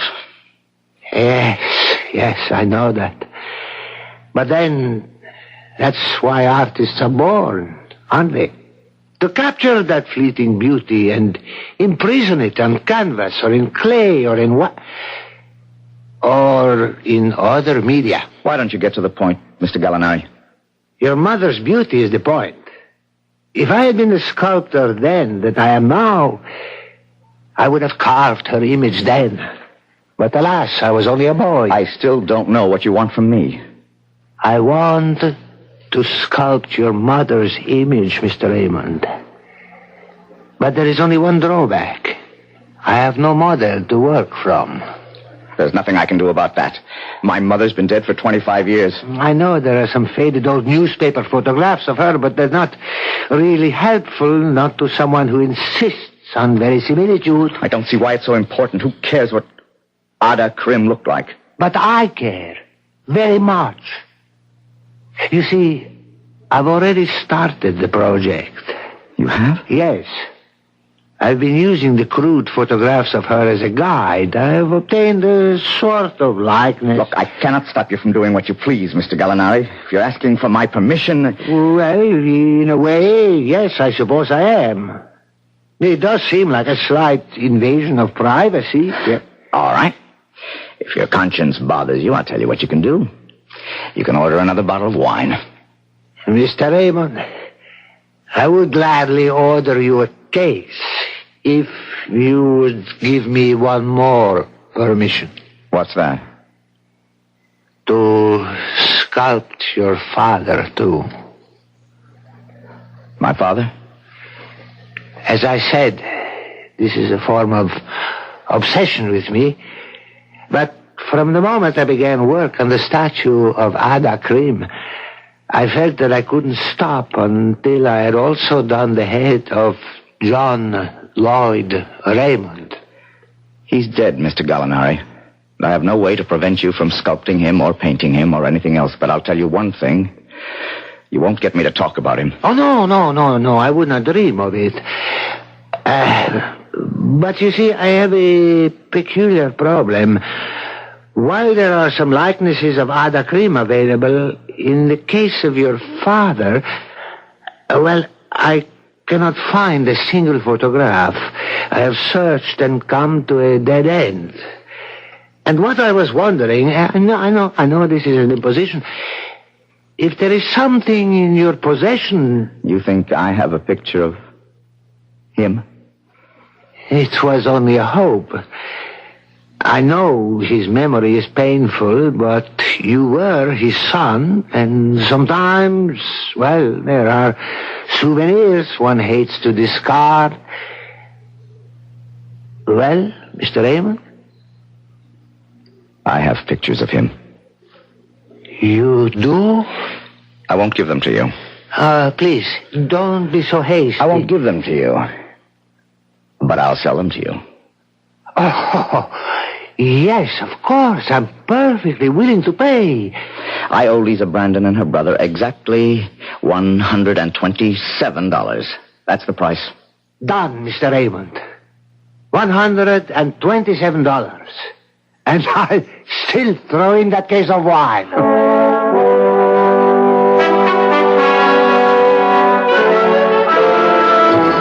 Vincent told me about Mr. Gallinari's visit when he paid me back the money that we'd loaned him. He didn't really care about those photographs he had. He was happy to have gotten rid of the debt. But there was only one thing wrong. I think you must know what I mean. Yes, I think I do. Raphael Gallinari didn't tell Vincent Raymond the whole truth. No, he didn't tell him the truth. He didn't tell him what kind of a sculptor he was, or what use he would make of his work after it was completed. Yeah. And obviously he didn't tell him the medium he would use to carve the statues. No. He didn't tell him that the medium would be wax. And that the subject would be murder.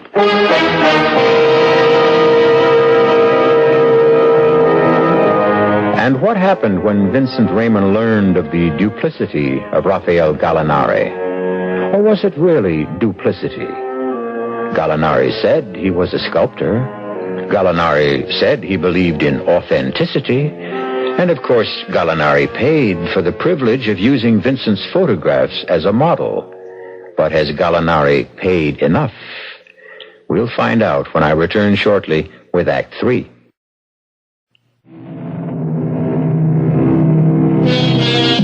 And now, here's Act 3 of the Murder Museum. For Vincent Raymond, all nights are the same. A dark passage into yesterday. A grim return trip to the past. But men must sleep, and sleepers must dream. So there's no escape for him. Ada! John, please believe me. Ada! He means nothing to me, I swear it. And that's why he was in your bedroom, Ada? Please. Is that why? Please, think of our little boy. Ada! Look at Vincent, you're frightening him to death. Death! That's right, Ada. Death. That's what you deserve. Ada, that's what you deserve.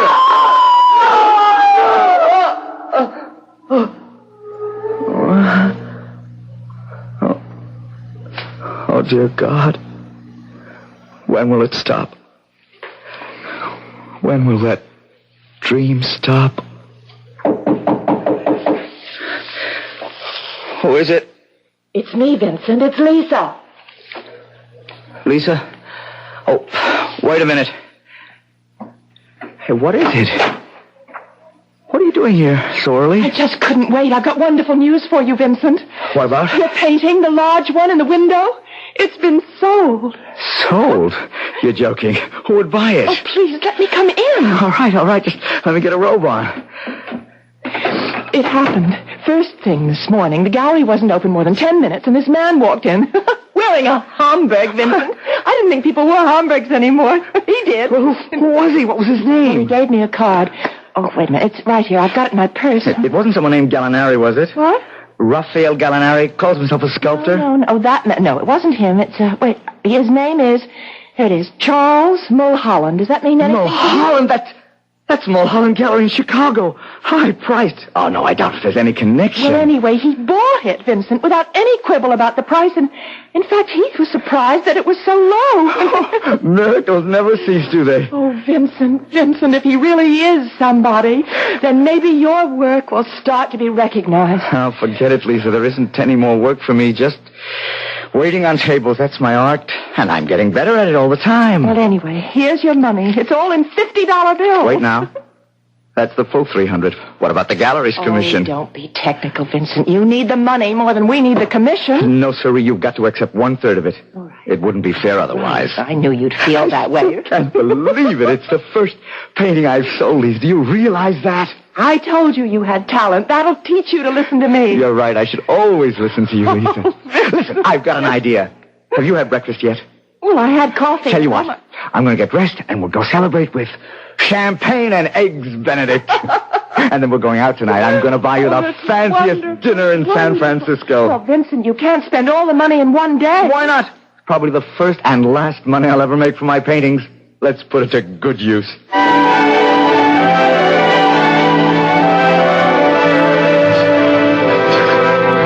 Well, it seems that Vincent had more talent than anyone realized. Those dark and gloomy paintings seemed to have the qualities of genius. At least that's what Mr. Mulholland said in his letter. Lisa, listen to this. Just listen to this. Go on, I'm listening. listening. The Mulholland Gallery would be most interested in arranging an exhibition of your work. Oh. Listen, they're willing to pay all the costs of carding and insuring the paintings. They'll even pay my fare and expenses to Chicago so I can attend the opening. Lisa, can you believe it? Oh, Vincent, it's the most wonderful thing I ever heard. Well, it's not a one-man show, nothing that's grand, but the Mulholland Gallery. That's one of the best, Lisa, one of the most prestigious. Do you know when you'll be leaving? As soon as I can get all the stuff crated and shipped. I guess the sooner the better. Lisa, why don't you come with me? Oh, I couldn't do that. I still have to be at the gallery. Your brother can take care of it for a week or so. That's all the time it'll take. Oh, I just couldn't do it, Vincent. But when you have that big one-man show, I promise to be there.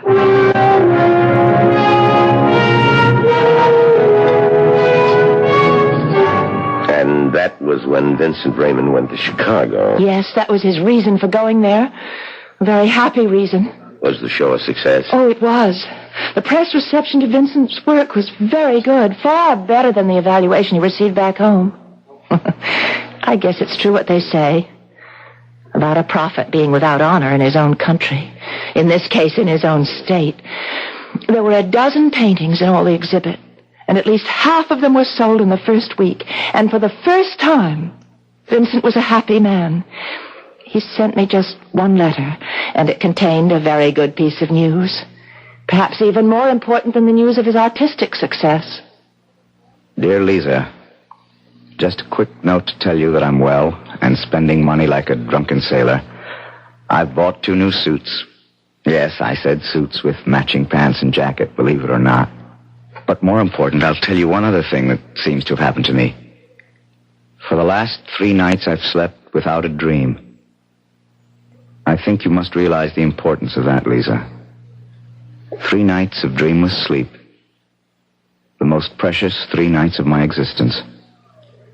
But those dreamless nights didn't last very long. Because the very next morning at breakfast in his hotel room, Vincent opened the local paper and saw a strangely familiar name. Gallinari. Gallinari? What's that all about? Announcing the opening of Gallinari's Murder Museum. Oh, no. That can't be the same man. The Murder Museum, world's most terrifying house of wax, vivid recreation, scenes of crime, passion, and horror never before witnessed. Oh, it can't be the same man. It can't be. Where's that phone number?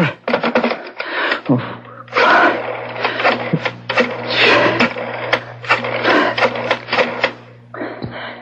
Hello. Is this the Murder Museum? Yes, I know you're not open yet. Listen, I want to ask you a question. This man, Gallinari, I want to know his first name. Raphael. When he is. Listen, what time are you open? No earlier than that? Then tell me where I can find Mr. Gallinari. Yes, it's important. No, my name does not matter. All right. First show, 2 o'clock. Oh, dear God, don't let it be true.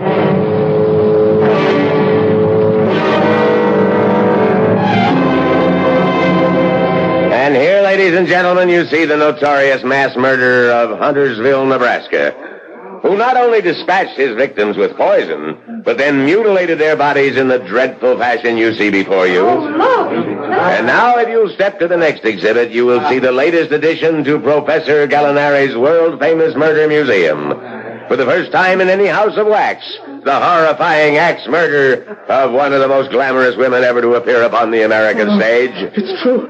They called her the beautiful Ada. And yes, Ada was beautiful as she was faithless. And one day, her wealthy manufacturer husband, John Lloyd Raymond, returned home from a business... I've got to ask you something. Excuse me, sir, but I'm still not Gallinari. through with this. Where is he? Does he have an office at this museum? Well, now, please, Look, sir. I've got to see him. Make him remove this abomination. Well, no, his office is in the rear. I don't know if he's... Out of my way! Now, just here. Come back here. Hold it here. Who is this? Open up, Gallinari. Open the door. Yes, what is it? Let me in. I have to talk to you. I'm sorry, I'm quite busy at the moment, and Raymond? Is that you? Yes, Vincent Raymond. What are you doing in Chicago? The question is, what have you done?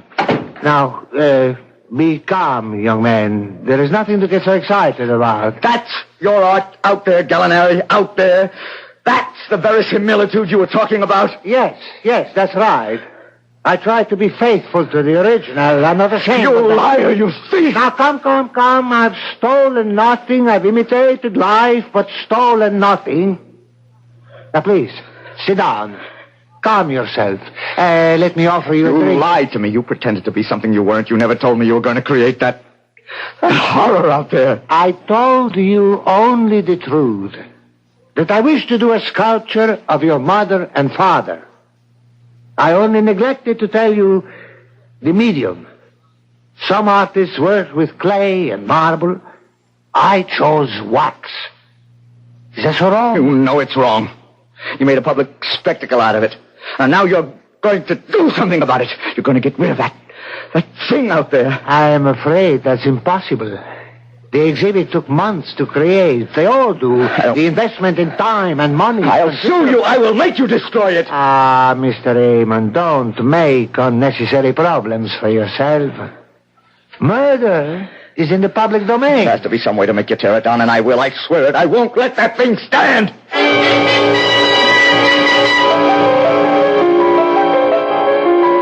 Of course, I know myself what happened next. Because I was there in the murder museum.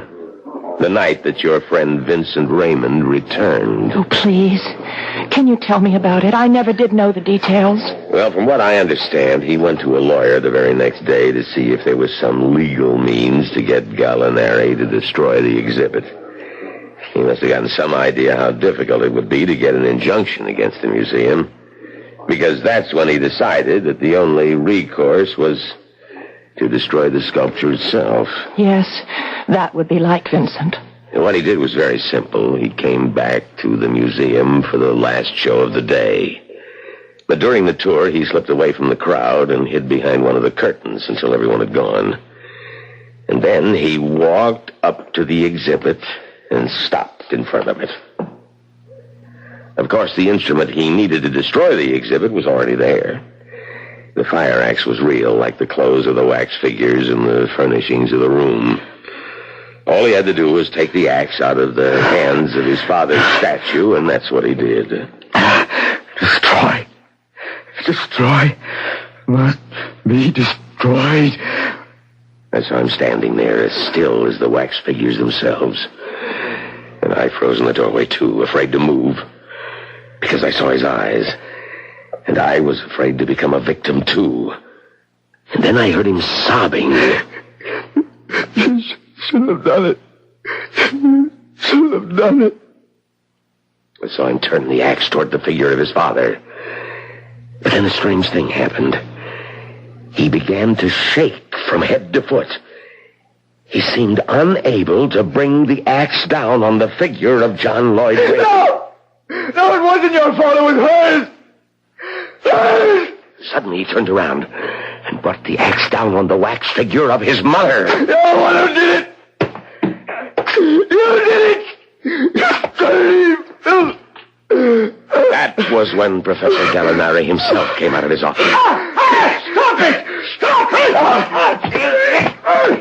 Raymond dropped the axe. The destruction of the wax figure complete. But Gallinari was infuriated and threw his arms around his throat. Raymond struggled with him. They fell in a heap to the floor.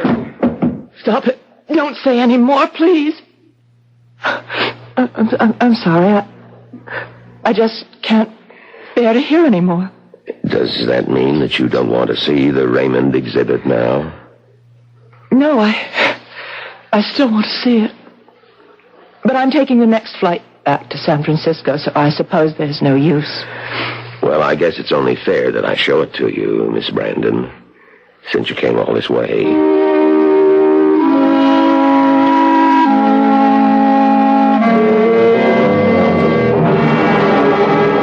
We keep the curtain closed whenever we're fixing up an exhibit or preparing to show something new. This is really very kind of you. Oh, that's all right. I just hope that you don't find the exhibit too depressing. Is it a very good likeness? Yes, I think it's very good. But judge for yourself. As you can see, the figures are all ready, but the furnishings need some work still.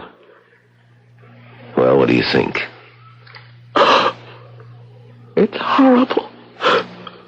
Horrible. Oh, I'm sorry. I know I shouldn't say that. I did ask you to show it to me. Yes, I was afraid you'd feel that way, miss. Because the likeness is really very good. It was Gallinari's brother who did the statue of the professor. Naturally, he'd get that right. But that's Vincent, too. Yes. It's just like him. It's a very good likeness of Vincent Raymond. That's just how he looked when he strangled the life out of Professor Gallinari. Right here in the Murder Museum.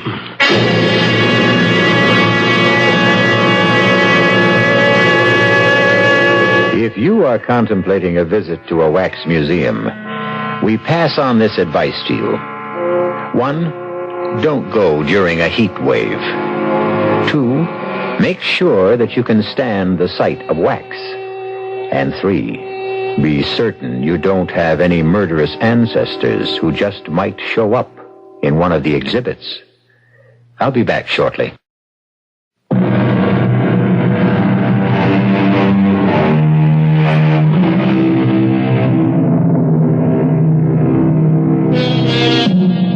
We hope you enjoyed tonight's tour through the Murder Museum. We hope that you'll always come back through the creaking door of the Radio Mystery Theater, because it's the one place you can enter where your imagination provides the real thrills. Tonight, we tried to aid that imagination with the voices of Michael Wager, Marion Seldes, Robert Dryden, and Leon Janney. The entire production was under the direction of Hyman Brown. This is E.G. Marshall inviting you to return to our Mystery Theater for another adventure in the macabre. Until next time, pleasant dreams.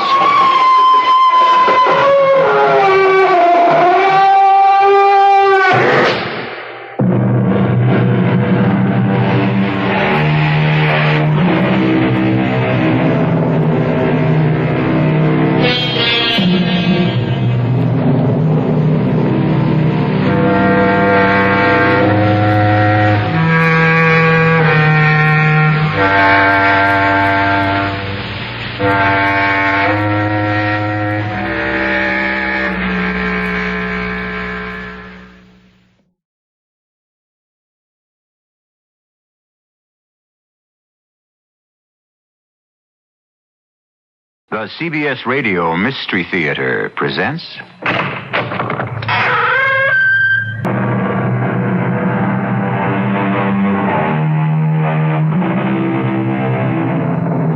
Come in.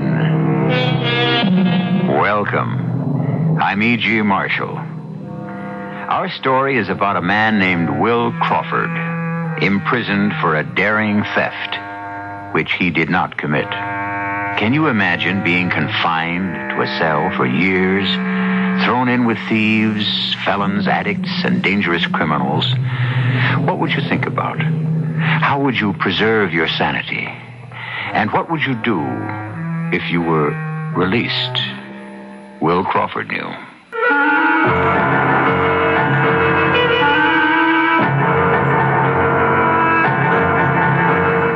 Our mystery drama, The Corpse Wrote Shorthand, was written especially for the Mystery Theater by Roy Windsor and stars Mandel Kramer.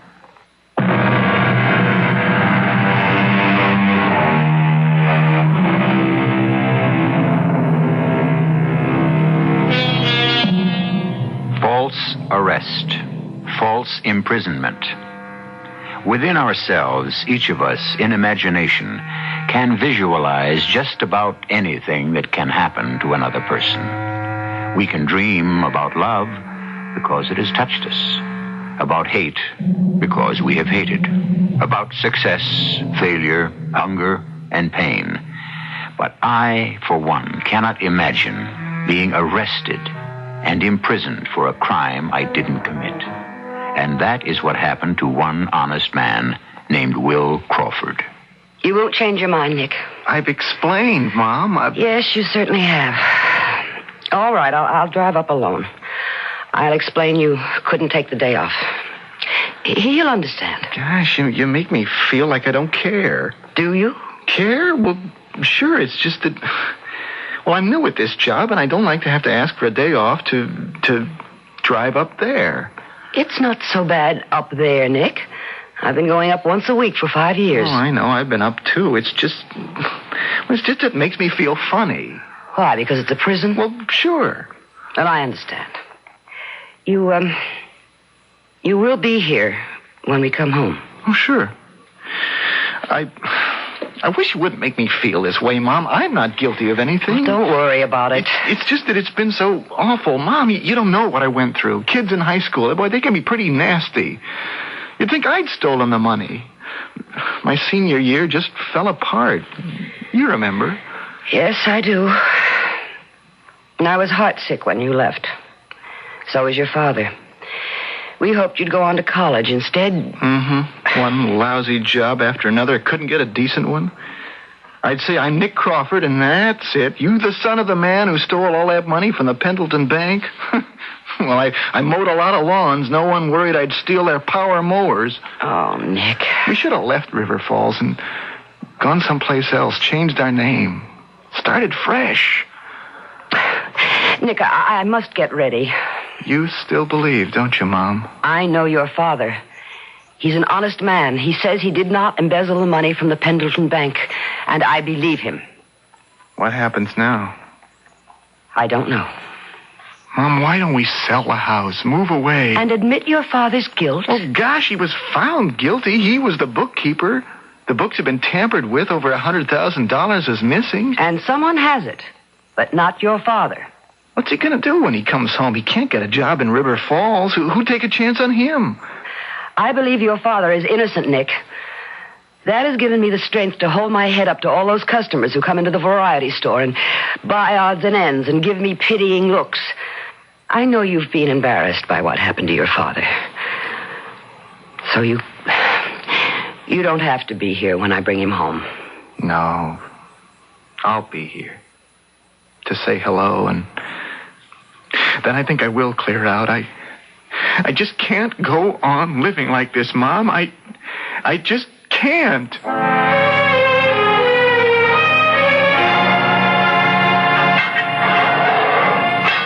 Well, Mr. Crawford, you're free. So I am. I'm glad to see you get out. Not that you ever gave me any trouble. That's not what I meant. I know. I never thought I'd meet a man like you. I've kind to miss you, Mr. Crawford. What's it been, 5 years now? Commuted to 5 for good behavior. What you going to do now? What would you do if you'd been sentenced to prison for a crime you didn't commit? You're still saying that, are you? It's true. Well, I'd like to believe you, but I don't know. I read up on the trial and how they proved you juggled your books. Someone juggled the books. I didn't. If you say so, Mr. Crawford. Let me ask you again. If you'd been sentenced to prison for a crime you didn't commit, what would you do? If I'd been given a bum rap and then got out, I'd go after the double-crosser who committed the crime and wring the truth out of him. Mm-hmm. Guess what I'm going to do? Yeah, I can see it in your eyes. I don't care if it takes the rest of my life, Clancy. I didn't embezzle the money from the bank. I have never seen the $100,000. I don't know where it is, where it went, but I'm going to find out. And when I do... Yeah. I've been labeled a thief. I've been in prison for 5 years. Think of what this has done to my wife and to my son. How they've suffered. I can't give them back those 5 years of humiliation, but I can create a future for us. All I have to do is discover who framed me. Good luck, Mr. Crawford. Thank you, Clancy. You know where the warden's office is. Oh, sure. I'll see him and listen to his little speech. You committed a crime against society for which you were tried and found guilty. You paid your debt. Now you're a free man again. Mm-hmm. Then he'll wish me good luck and give me some money. He's performed his job. Next case. Doesn't make any difference whether the person was guilty or innocent. The warden makes the same speech. It's like dealing with a machine. It performs a function, but it has no judgment, no heart. Just punches you in or out. Well, he's not a bad guy, Mr. Crawford. I know that. He's just a cipher in our equation of justice. Goodbye, Clancy. So long, Mr. Crawford. If I sound bitter, it's because I am. I've been robbed of 5 years of my life. I can't get them back. But somebody's going to pay for it. Starting now.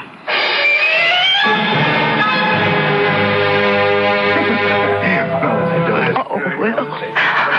Oh, come on, Stell. None of that, darling. I can't help it. You'll get us thrown out of this place.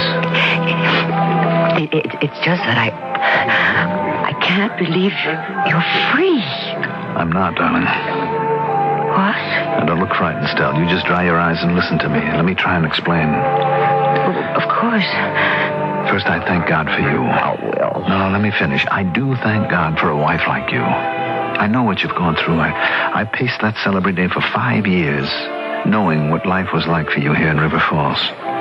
Having to work and meet the self-righteous hypocrites who were curious about poor Mrs. Crawford, how she could hold her head up after her husband was sent to prison for embezzling $100,000 from the bank. I know, darling, I know the embarrassment and the hurt, and still you believed in me. You're the only one who did. Does. Thank you, darling. Well, you'll have me crying again. No. No more crying, Stell. I didn't make that speech to make you cry. I just wanted to say thank you. Except for you and Nick and what I've done to both of you, I wouldn't have cared if I'd rotted to death in that prison. But I love you and I care deeply about both of you. From this day on, I have one goal in my life. I'm going to prove my innocence. I'd rather be dead. Will, don't say I mean it. I'd rather be dead than be marked for the rest of my life as a thief. I didn't embezzle that money. I know that. Don't dwell on it, though. You're free. We're together. That's what counts. That's what's important. That's not enough for me, or for you, or Nick. We've talked all this out before. I know we have. I know it. And? How? I don't quite know. How? I know in my heart that you didn't embezzle that money because I know you. But how do we prove it? Somebody took the money. Who? It's 5 years ago. Old Mr. Pendleton's retired. His son is the president now. It's a long time ago, an age. And I've thought about it night after lonely night. Poor darling. Married to a fall guy. Honest Will Crawford set up for a fall right into a prison cell. I could kill the swine who did this to us. But I'm going to find him still. I'll find him, and when I do...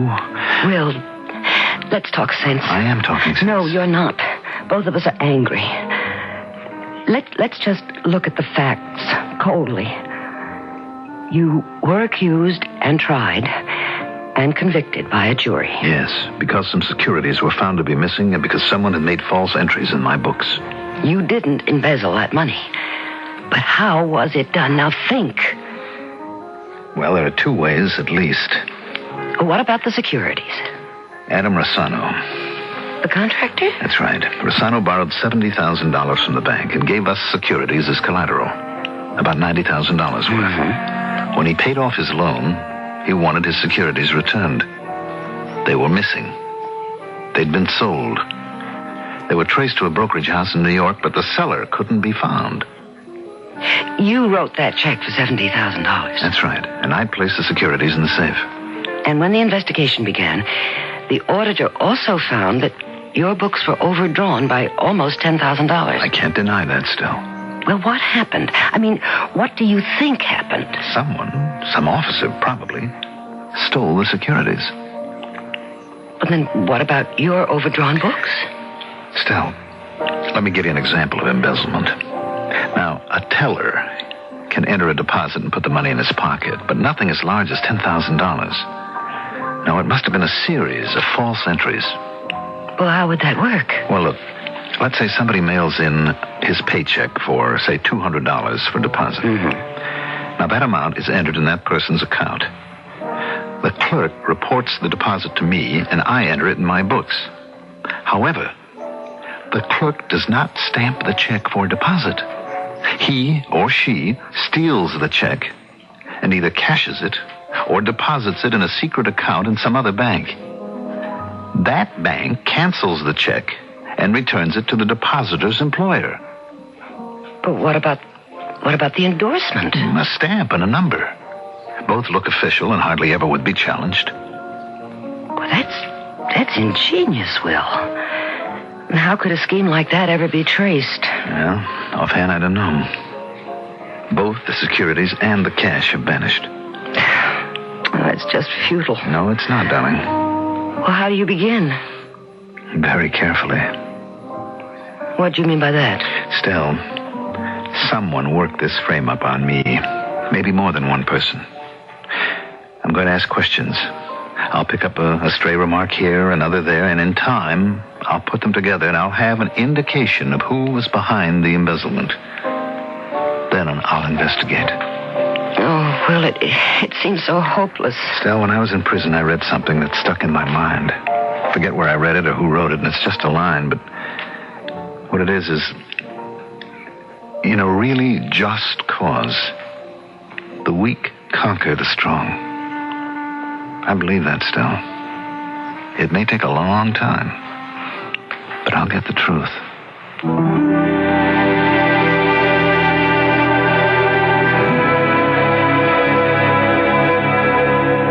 Those lines from Shakespeare's Othello come to mind.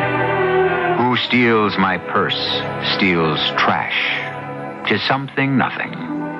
'Twas mine, 'tis his, and has been slave to thousands.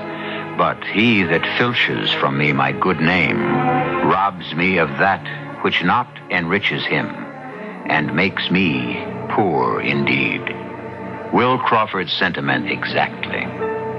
I'll return shortly with Act 2, and then we will find out if the former bookkeeper can exonerate himself.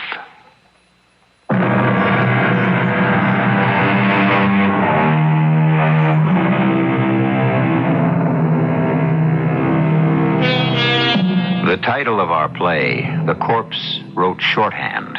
A provocative title. What in the world can it mean? Will Crawford was imprisoned for embezzlement. Then what's this about a corpse? And how in heaven's name could a corpse write shorthand?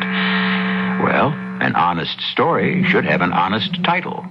Let's find out just what this title means. Good morning, Mr. Pendleton. Ah, Crawford. Thank you for seeing me. Yes. I must say I'm surprised by your visit. My father... I tried to visit him, but he refused to talk to me, so I'm grateful to you for these few minutes. Ah, yes. Yes. Sit down. I haven't much time. Thank you. I came home last night. Yes. There was a squib in the forum yesterday that you had been released. What brings you to me, Crawford? I should think it would be embarrassing for you to walk into the bank. Not at all. I spent many productive years in the bank as your bookkeeper, and I have nothing to be embarrassed about. You don't? No. I didn't embezzle that money. I'm a forgiving man, Crawford, but I am not stupid. And arrogance makes me angry. You've made a mistake and you've paid for it. I'm willing to forget the damage you did to the bank's reputation. But when you declare bluntly that you did not embezzle, you sound demented. I'm telling the truth. You were arrested, tried, and convicted. How dare you waste my time saying that you're innocent? Now, if you'll excuse me... If I sold those stolen securities and juggled my books for $10,000, where is it, Mr. Pendleton? Where is the $100,000? Oh, so that's your game. The money will turn up. Oh, not here, not in River Falls. Now that you've been freed, you'll leave town. But wherever you go, you'll be watched, and the money will be recovered. I'm not leaving River Falls. Then you're going to starve to death. Just what do you propose to do, Crawford? I have some ideas. Look, I was the victim of a clever scheme. Some person or persons framed me, and I'll find out who they were. You astonish me. Please, leave. And don't come back. One question. What happened to Doris Conroy? Who? The assistant bookkeeper. She's no longer with the bank. Doris Conroy. I don't really remember her. Well, that's surprising. I beg your pardon? When you were second vice president, you worked with her a lot. A rather pretty girl, dark-haired, nice skin. You were the loan officer at the time. Oh, that girl. Yes, I remember her. What about her? Well, I'd just like to talk to her, that's all. She was my assistant. I have no idea what happened to her. When did she leave the bank? I don't know. Ask Mr. Baker in personnel. He'll tell you. All right, I will. Thank you for your time, Mr. Pendleton. Good morning.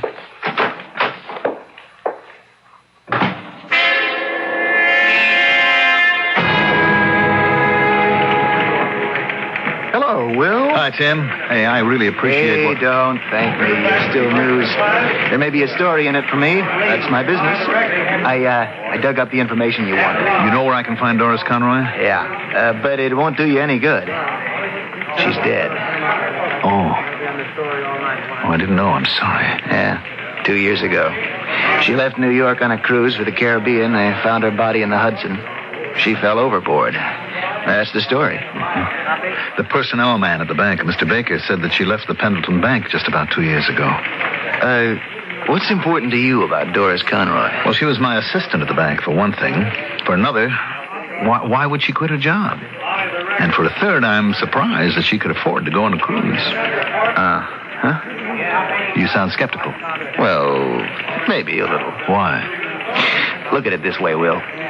Everyone's convinced you embezzled the money. Okay, you say you didn't, but are you sure you aren't trying to create a mystery where there isn't one? Doris Conroy saves her money, quits her job, goes on a cruise. She falls overboard, she's drowned. A tragedy, but a natural one. Maybe she had too many drinks. Doris didn't drink. Oh? I'd forget about Doris Conroy. I guess you'll have to at that, unless you can communicate with her in the grave in Rose Hill Cemetery in Oakton. Yes, that's where she was from, Oakton. I wonder if her mother's still alive. Well, that's easy to find out. No, wait, Tim, hold it. I'm going to drive up and talk to her. Well, unless her mother's dead, too. Oh, I couldn't be that unlucky. The mother's name is Mrs. Fred Conroy, 800 Hillside Drive. Hillside Drive? That's a pretty fancy address. The best. What's that mean? Hey, pal, what are you thinking? Oh, I'll tell you later. Just a little idea, that's all.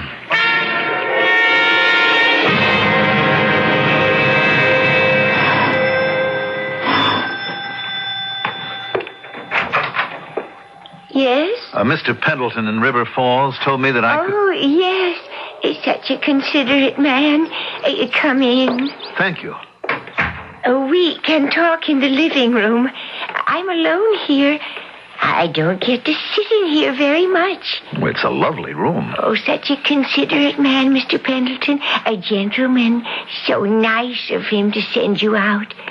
Oh, he must think my mind is slipping. I do wonder once in a while. It's so considerate to warn me. I am forgetful. Oh, we all are from time to time. Oh, ain't that the truth? Oh, Mr. Pendleton said if that embezzler called on me, I wasn't to talk to him. I see. He said he's crazy. Oh, I guess he is. Oh, he's crazy, all right. Says he never stole the money. He got out of prison and now he's trying to stir up trouble. Is that right? Is that why Mr. Pendleton sent you out to see me? He's trying to stir up trouble, all right. Oh, I've had my share of trouble. I know you have. Your poor daughter. She got drowned. Yes, I remember. I was awfully sorry to hear about that, Mrs. Why Conroy. didn't Mabel look after her? Yes, Mabel. Well, I really don't know. Mabel was all broken up. Yes. Mabel. I can't seem to remember Mabel's last name. Scully. Now, how's that for remembering? Oh, every once in a while, my thinking hat is on straight. Mabel Scully, of course. Do you ever see her, Mrs. Conroy? Oh, she sends me a Christmas card every Christmas, but I never see her, no. I see. Does she still live in Oakton? Oh, Doris is dead. She fell off that boat. Yes, we're all still very sad about that, including Mabel Scully. Oh, it upsets me to talk about Doris. I understand. Well, I'll be on my way. This is such a nice room. Doris liked this room. She had her friends over, and they liked it very much. Mabel liked it, too.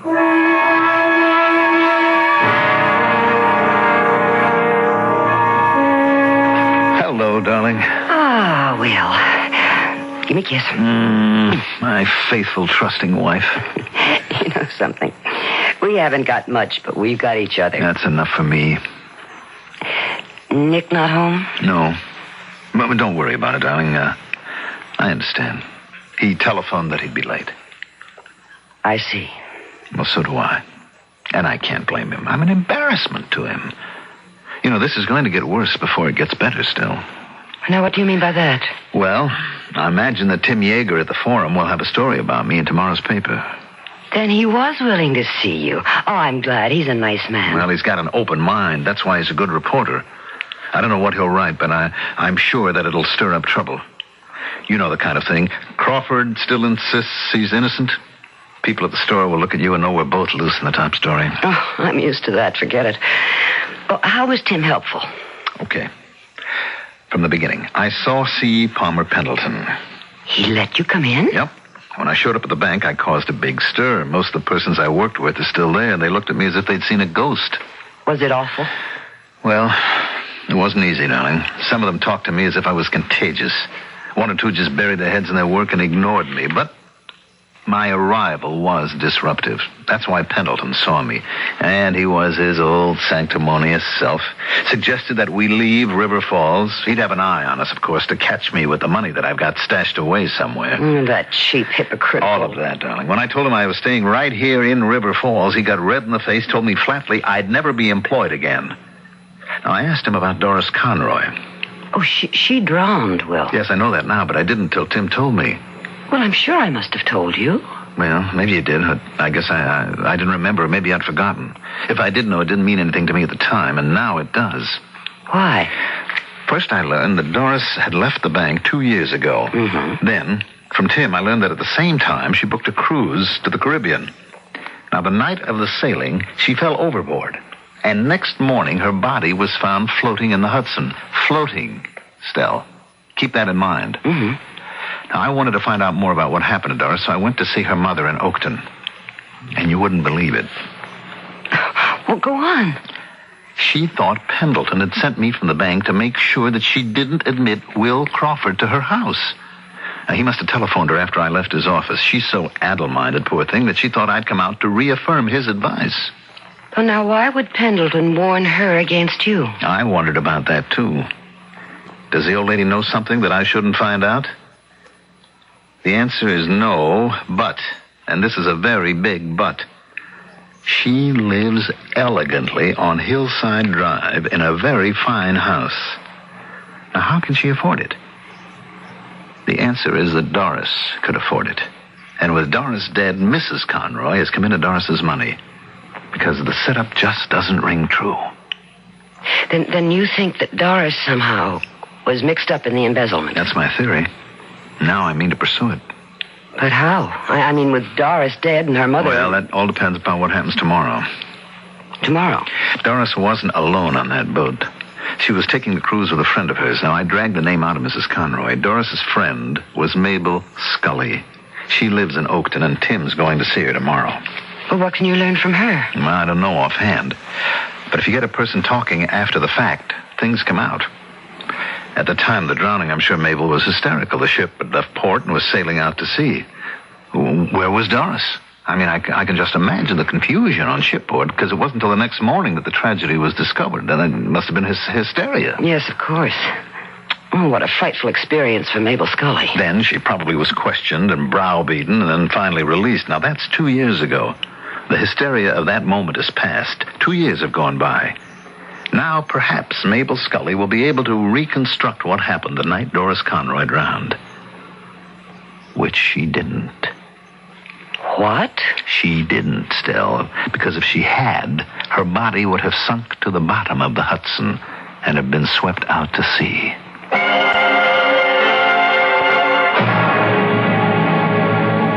Now that we've established a corpse, what about that shorthand? A curious story indeed. A man is judged innocent until he is proven guilty, and here is a man proven guilty who is innocent.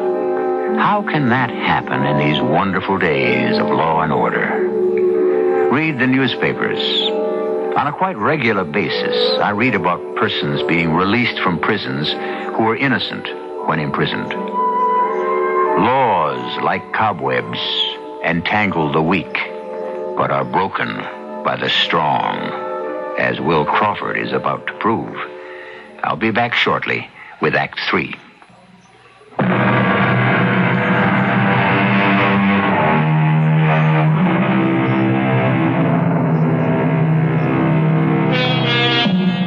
One man's innocence simply must be another man's guilt. If Will Crawford did not embezzle $50,000 from the Pendleton Bank, who did? He was found guilty and imprisoned for 5 years, and the money still hasn't been found. And he insists he is innocent. Well, we have a corpse on our hands, one that writes shorthand.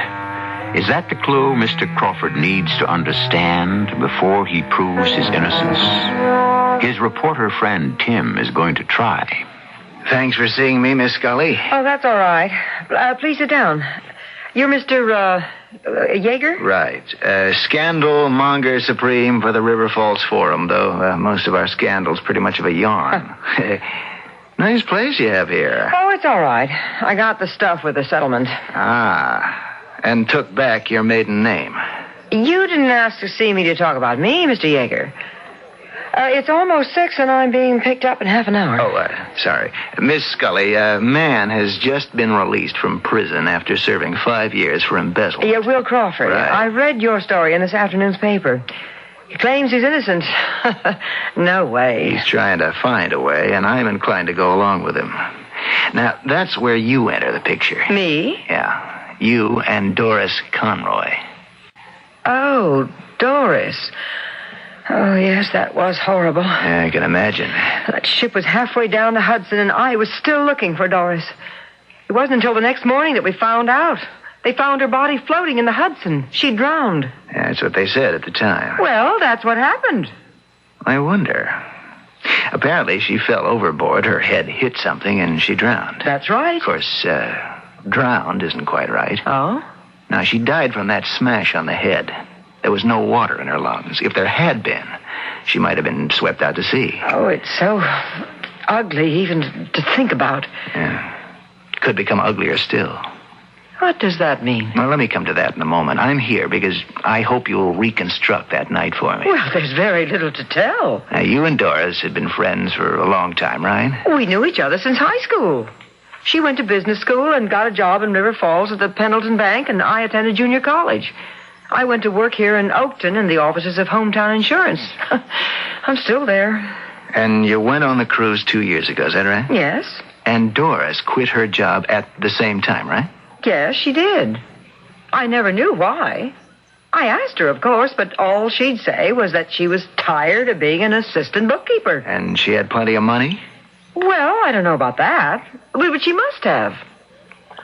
For years, Doris and her mother lived in a 4-room flat above a grocery store. Then they bought that place on Hillside. Oh, that's a really fancy residential area. Those houses cost a lot. Yeah. Did Mrs. Conroy have money? Oh, no. She worked in a dress shop. Mr. Conroy died about 4 years ago, but, I can't imagine him leaving a bundle of insurance. So, how did Doris and her mother move into such a fine house? Where'd the money come from? Well, I don't know.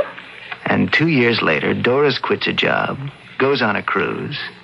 You got to admit, it's all pretty strange. Well, I know it is. I think about it often.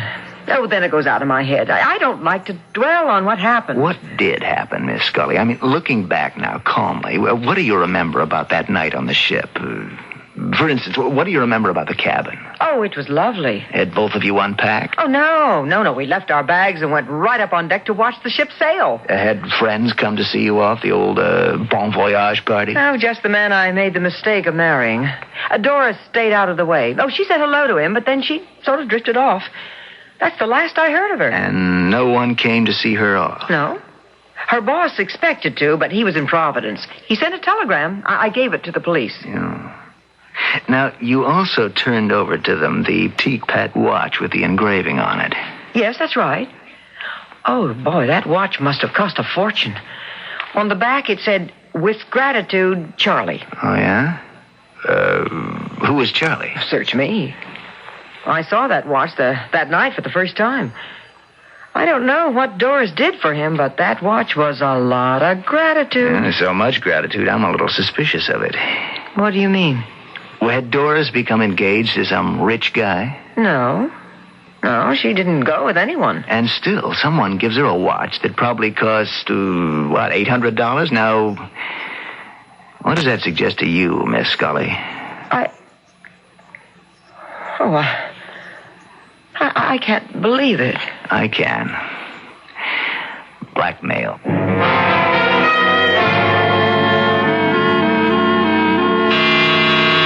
I'll get it, Estelle. That might be Tim Yeager. Hi. Any luck? Yeah, plenty, I think. Come on in. I'll buy you a drink. Estelle, I'm fixing drinks. One for you, too. Maybe we've got something to celebrate. Hello, Tim. Do you have any news? Yeah, but it's a mixed bag. Oh, please, sit down. We're very grateful to you, Tim, for taking such an interest in Will's case. Ooh, I'm happy I did. Now I know he's an innocent man. Oh, Tim. Why all this wasn't gone into at the time of her death, I don't know. Somebody should have seen the connection. Oh, wait a minute. You've lost me. Here you go, darling. Oh, thank you. Tim? Tim was just saying that... Why didn't anyone see the connection between Doris Conroy's mysterious death and the embezzlement charge against you, Will? Wait a minute. No, wait. Now, slow down. What is the connection? Well, there are several. First, about 4 years ago, Doris and her mother moved from a dump over a grocery store to Hillside Drive. That means money. All right. Second, Doris quits her job just at the time she decides to go on a cruise. Third, there's a bon voyage message from Providence in her stateroom from her boss, C. Palmer Pendleton. Hey, hold it. I've got it. I've got the watch. What watch? What are you talking about? The $800 teapot that somebody named Charlie gave to her and engraved with gratitude. That's it. Charlie. Charlie is the C in C. Palmer Pendleton. Then it was Pendleton and Doris Conroy who embezzled the money and set me up for the fall guy. Why, I never would have dreamed... Pendleton and Doris, of course. I am going to pin this on that sanctimonious moneylender and send him up the river for a really long stretch. Oh, I want that more than anything in life, Tim. But how are we going to do it? You're saying that he murdered Doris Conroy. But why would he do that? From my great stockpile of cliches, how about this one? Thieves fall out. And so do blackmailers. Pendleton split with Doris. Then she wanted more. He could stand just so much pressure and danger. He killed her and made it seem like accidental drowning, which it wasn't. That smash on her head was not made by something she hit when she fell into that filthy dockside water. Pendleton hit her with something and dumped her over the side. All right. But the telegram indicates that he was in Providence. Yeah, I know it will, Will. That's the stickler. Well, let me dig into it. The forum's got all kinds of connections. I'll go after the telegram company first thing in the morning. And what you might do, Will, is to go to New York, trace that teapot to the jeweler, show him a picture of Pendleton, ask him if Pendleton's the guy who bought it. Right. And, Estelle, not a word about this to anyone. We don't want our bird to fly the coop.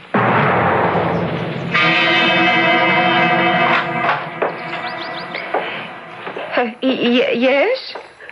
Oh, isn't it Mr. Will from the bank? Hello, Mrs. Conroy. May we come in? Who is that? This is Mr. Yeager from the River Falls Forum. From the newspaper? Yes.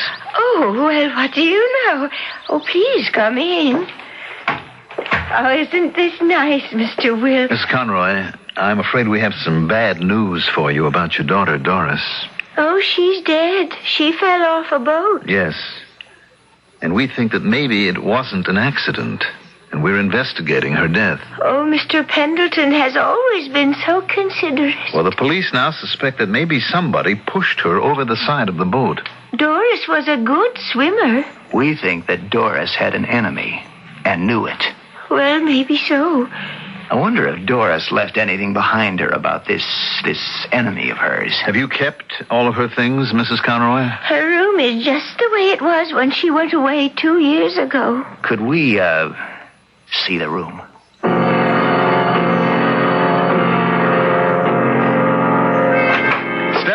Estelle, come quickly. Good heavens, what is it? We've got her diary. Estelle, Will says you read shorthand. Can you make some sense out of this for us? Whose diary? Doris Conroy's. It's a 5-year diary going back to 1970. Now, maybe someplace in this thing there's a clue to her relationship with Pendleton.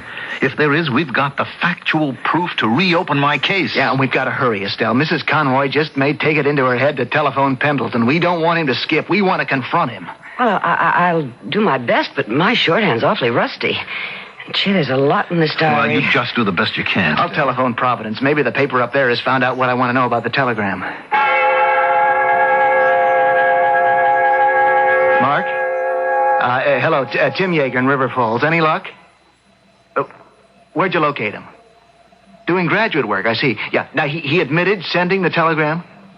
Why did he send it? I get it. Yeah, I think this just about sews it up. I'm very grateful to you, Mark, and to the newspaper. I'll telephone you tomorrow morning, okay? Yeah. Goodbye. Any luck, Tim?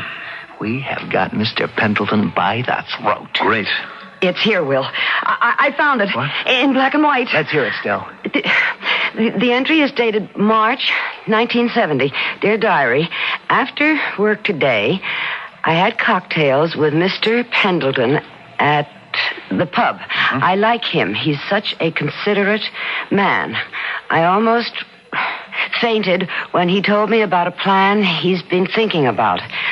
I listened with a great deal of interest because there's money in it for me. More money than I can imagine, dear diary. He's an officer in the bank, so he knows just how to put his plan into effect, but he needs someone he can trust to work with him, and I am it. We can get our hands on at least $100,000, and the bookkeeper, Will Crawford, won't be able to suspect a thing.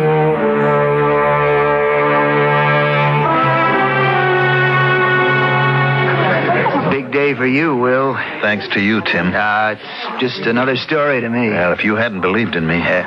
Let's go. The girl gave you the high sign. Now, you do the talking. It's your story.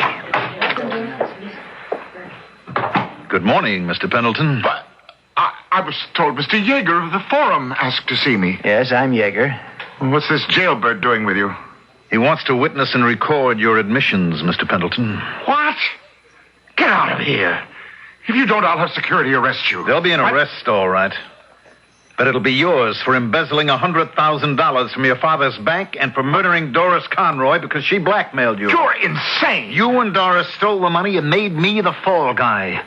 2 years ago, she put the bite on you for more money, left her job and planned a cruise. You hit her on the head and threw her overboard. That's a lie. It's not a lie. You sent her a telegram from Providence. How could I murder someone in New York? No good, Mr. Pendleton.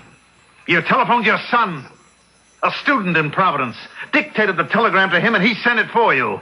Both the newspaper and the police have checked that out. Then you left River Falls and went to New York.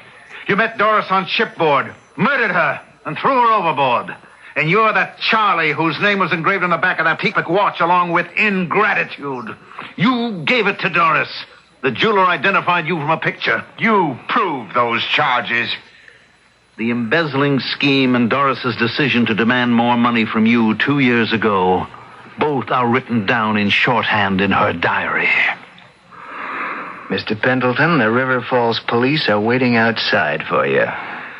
I denied the embezzlement charges against me, Mr. Pendleton, but I was jailed for 5 years. The charges against you can't be denied. They're based on facts. The murder charge is based on circumstantial evidence. And by that statement, you just hung yourself. You've admitted that there is a murder charge. Tim, ask the police to come in.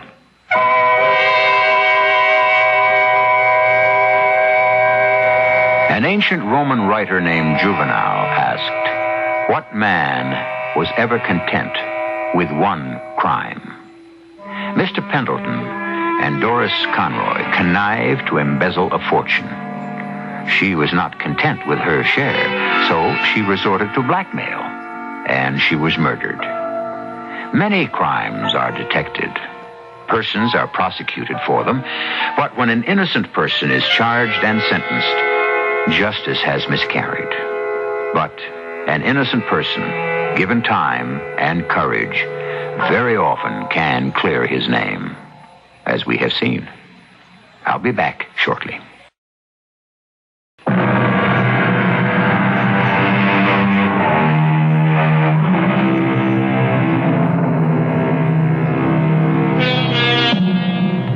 Modern justice dates back to the year 1215, when the Magna Carta guaranteed that no subject should be kept in prison without trial and judgment by his peers.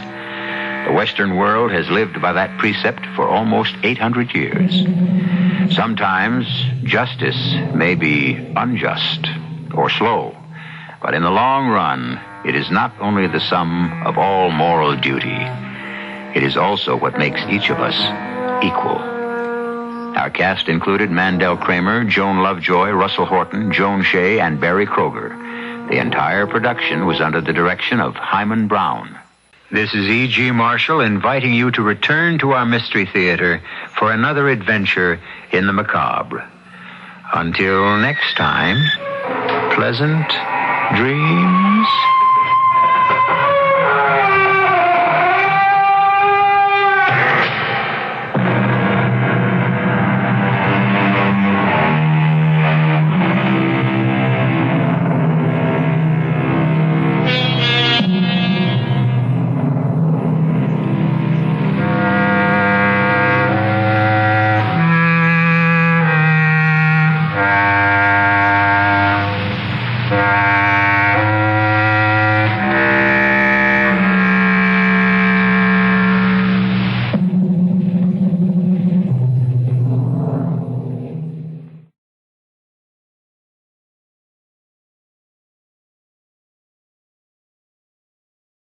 The CBS Radio Mystery Theater presents...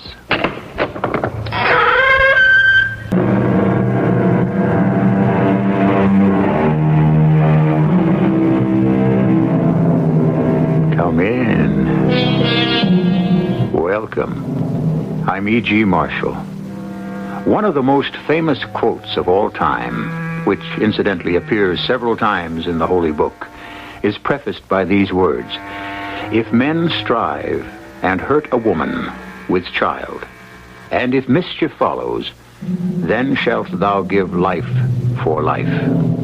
Our story is founded on that precept, except in this case, but that would be getting ahead of myself.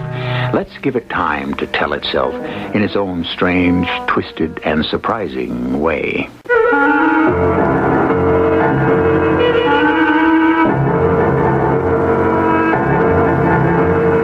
Our mystery drama, If Mischief Follow, was written especially for the Mystery Theater by Ian Martin and stars Ann Williams and Gordon Gould.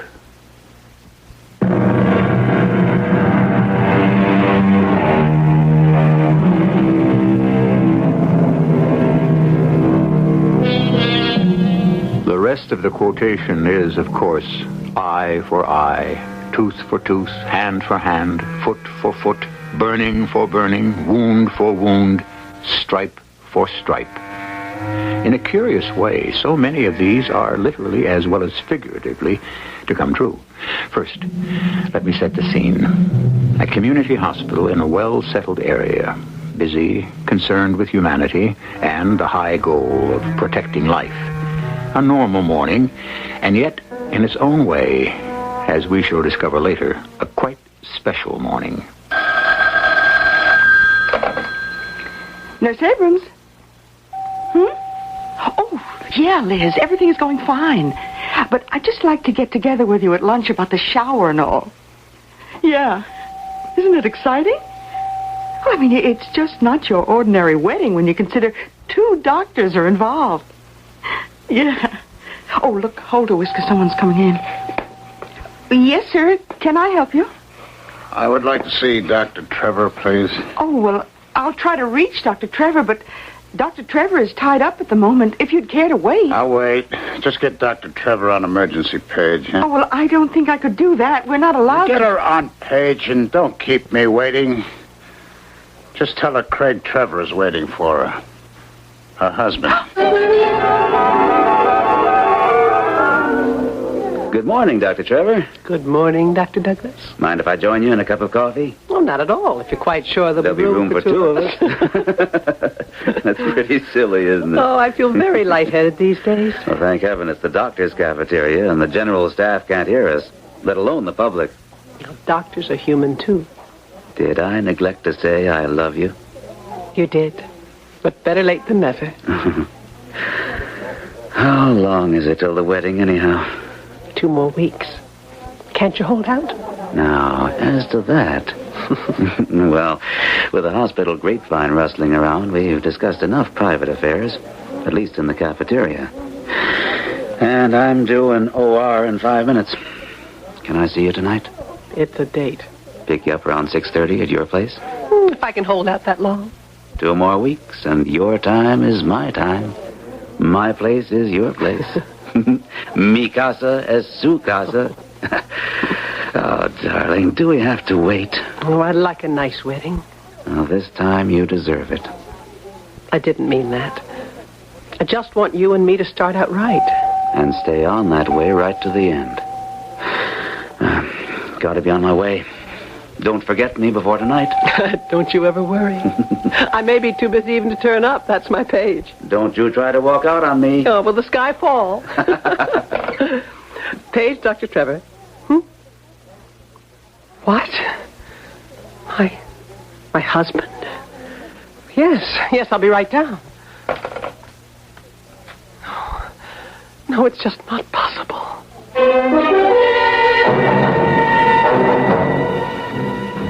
Hello, Marion. Craig. No, can't be.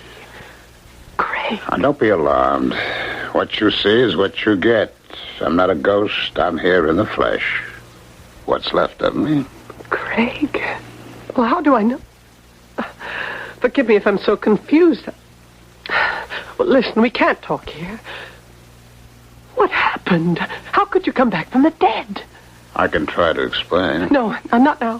First, let me try to arrange my schedule. It's also... We can't talk here. I didn't suppose we could. Well, then why did you come here? I didn't know where else to find you. Yes, of course. Just let me find someone to cover me here at the hospital. I am a resident physician, you know, and then we'll go back to my place. Home. You have a car? Of course. We'll stop off at the bus station, pick up my stuff. What for? I am your husband. Is there any reason why I can't come home?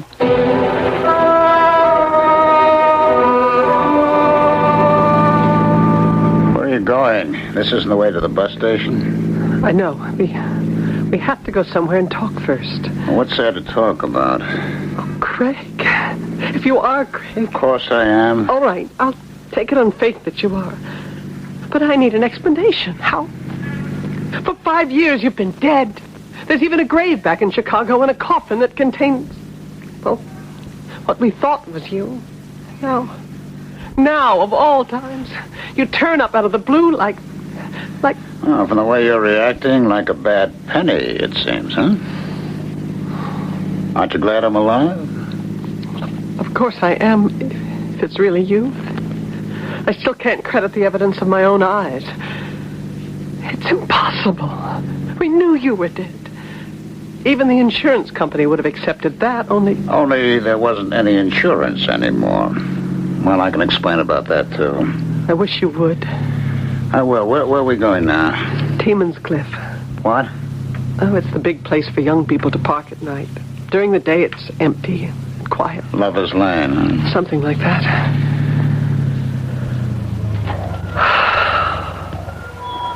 You can see all of Bayford Village from here. It's quite a scenic spot. Yeah. Who identified my body? You? No. Your father. He wanted to spare me. But I went with him. How could you be so sure it was me? Wasn't I, in the classic and well-known phrase, burned to a crisp? Yes. So it wasn't you. Who was it, Craig? Oh, a two-bit grifter. A friend of mine you couldn't stand who had me in a vice. One thing we did agree on, I'll have to admit I couldn't stand him either.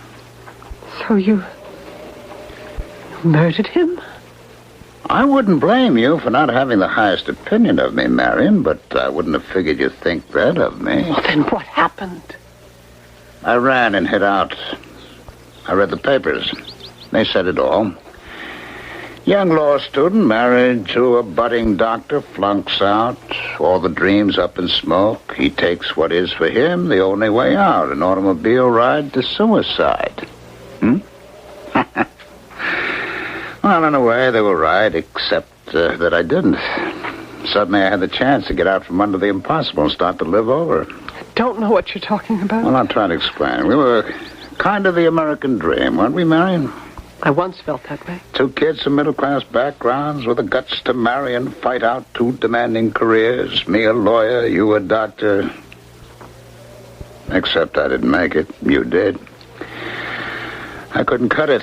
Craig, it was only a temporary setback. Oh, that's the way you felt. Maybe it's different for a man. I was a nothing. Career gone, making no money. Except you remember, I was always the miracle odds maker. How could I fail playing careful percentages, You kept on betting after we were married? Oh, up to the years. Benny, you remember him, was my book. Wilder and wilder till I was so far out in the hook, Benny was going to have to pass it up upstairs. And that was the evening Benny and I went out for the ride to talk. If you were so far in, what could you offer him? Your father had offered me that chance, enough to keep Benny quiet. I had the money with me, no problem. I was ready to pay, but Benny and me were kind of arguing. I was angry, driving like a madman, and on that turn, we went straight off the road because we were going too fast for me to handle the wheel. And crashed into the valley. And burned up. Check it out, except the last, I think. We crashed. I could hang on to the wheel, but Benny... Well, Benny was thrown every which way. When we ended up, there he was lying on his side, and he was dead. Then what? Well, first off, I panicked. I threw open the door and ran from that car. That's a damn lucky thing I did, because suddenly, whoosh, the gas tank exploded, and it was a raging inferno. You were sure Benny was dead? Oh, the car was a furnace. Nothing could have lived inside that. And you just watched it burn? Well, what else could I do, huh? What is more to the point, What else did you do? Oh, see it my way, Marion. I was scared out of my wits. I didn't know how much Benny had told the mob, how deep I was in, how bad it all could look like for me. Like maybe even murder. So I went to your father. You know, he never liked me. I know that. Well, he offered me a deal, a way out. Keep the money he'd give me and get out of your life. Leave him my ring, some personal stuff, the bridge I had in my back teeth, anything that identified me, just so I could be what was left of that corpse. Nobody would miss nothing like Benny. The mob could figure he took off, owing them what was coming to them, and, well, you could be a free woman. The least I could hurt you was having me turn up dead. Then why didn't you stay that way? I missed you. I tried to come back 3 years ago. I was broke. I didn't know where to turn. But that was just after your dad died. It was tough for me to cut out again because that was when I found out that we'd had a kid. We? Okay. I wasn't around when he was born. I didn't even know you were that way when I took off, but Stevie is our kid, isn't he? I don't want to talk about him. You and I were over a long time ago. Even before you pretended to die. Well, what is it you want now? Money again? No. I just want to come home. To you and Stevie. Stevie and I don't belong to you anymore. You can't come home. What about my mother? Gran is with us, but you can't do this to her. She's an old lady. She's happy in a whole new world. What new world? Listen to me, Craig. Listen. Try to be kind and unselfish once in your life. For nearly 5 years, I thought you were dead. You were glad I was. Oh, that isn't true. We had our differences, but I did love you once. When I thought you died in that car crash, a lot of things died in me, too. But I was having a child. I had to pick up the pieces. Somehow I managed. When your dad died, I had to help Gran make a new life for herself, too. We've done a lot of building. Please don't tear it all down again. Not now. But I have to. I want to be part of it. You can't. Why not? Because I've rebuilt my life. And I have a right to it. It's mine and you have no place in it. There's going to have to be a place for me. Well, there can't be. Look, I've met a man I'm in love with. And you... Well, why did you turn up now? I'm going to be married 2 weeks from today. I'm afraid that's out, Marion, now that I'm back. Look, you can't do this to me, Craig. Please. It's too late. I already announced myself at the hospital as your husband. You can't come home. Marion, I've got to. I'm sick. I have something the matter with me, and it gets worse and worse. I can hardly walk now. I need you. You're the only hope I have left. I need someone to take care of me.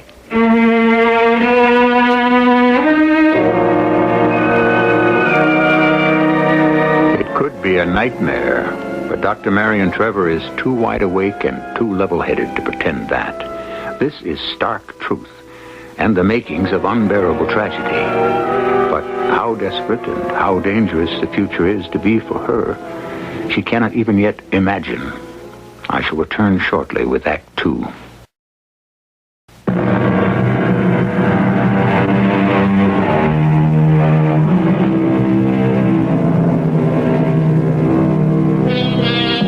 On the edge of Teeman's Cliff, Marion Trevor sits behind the wheel of her car, numb, unable, and unwilling to look at the man by her side who has come back from the dead. In 2 weeks, she would have been happily married to Dr. Brian Douglas if this husband hadn't returned. The man she thought fate had been kind enough to get rid of forever. What do you mean, sick? What's the matter with you? I can't walk properly. And, Well, other things. When I was in the hospital, they said I had, Larich's syndrome or something. Larich's syndrome? Yeah, that's it. They wanted to operate, but I hauled tail out of there fast. Why? Too many facts, names, states. I couldn't take a chance. Anyways, no doc's putting me under the knife. If you have Larich's syndrome, an operation should be considered. Well, okay. Can't we talk about that after we get home? I can't take you home with me. I'm your husband. Oh, don't worry. If you think I'm going to claim married rights or something, that's one other thing that's gone wrong, as well as the legs. I can assure you, you're quite safe. Look, I need somewhere to rest. Okay. At least it'll be all right for tonight. What do you mean tonight? Gran and Stevie have gone to visit my mother for the weekend. We'll have that much breathing space to try and straighten out the future.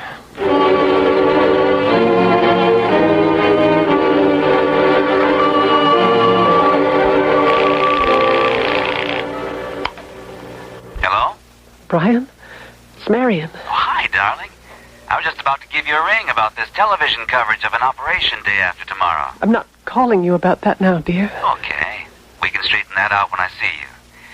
Did I remember to say I love you? And I love you. But, Lord, Brian, we've got to talk. I'm listening. Not over the phone. But tomorrow, in your office. I'll just name the time. As early as possible. I just can't give you... Suppose I meet you in the cafeteria about 7. Fine. I'm not operating till 8. But, honey, you sound so serious. Can't you give me a hint? What's up? No, not from here. Darling, forgive me. Let me talk about it tomorrow.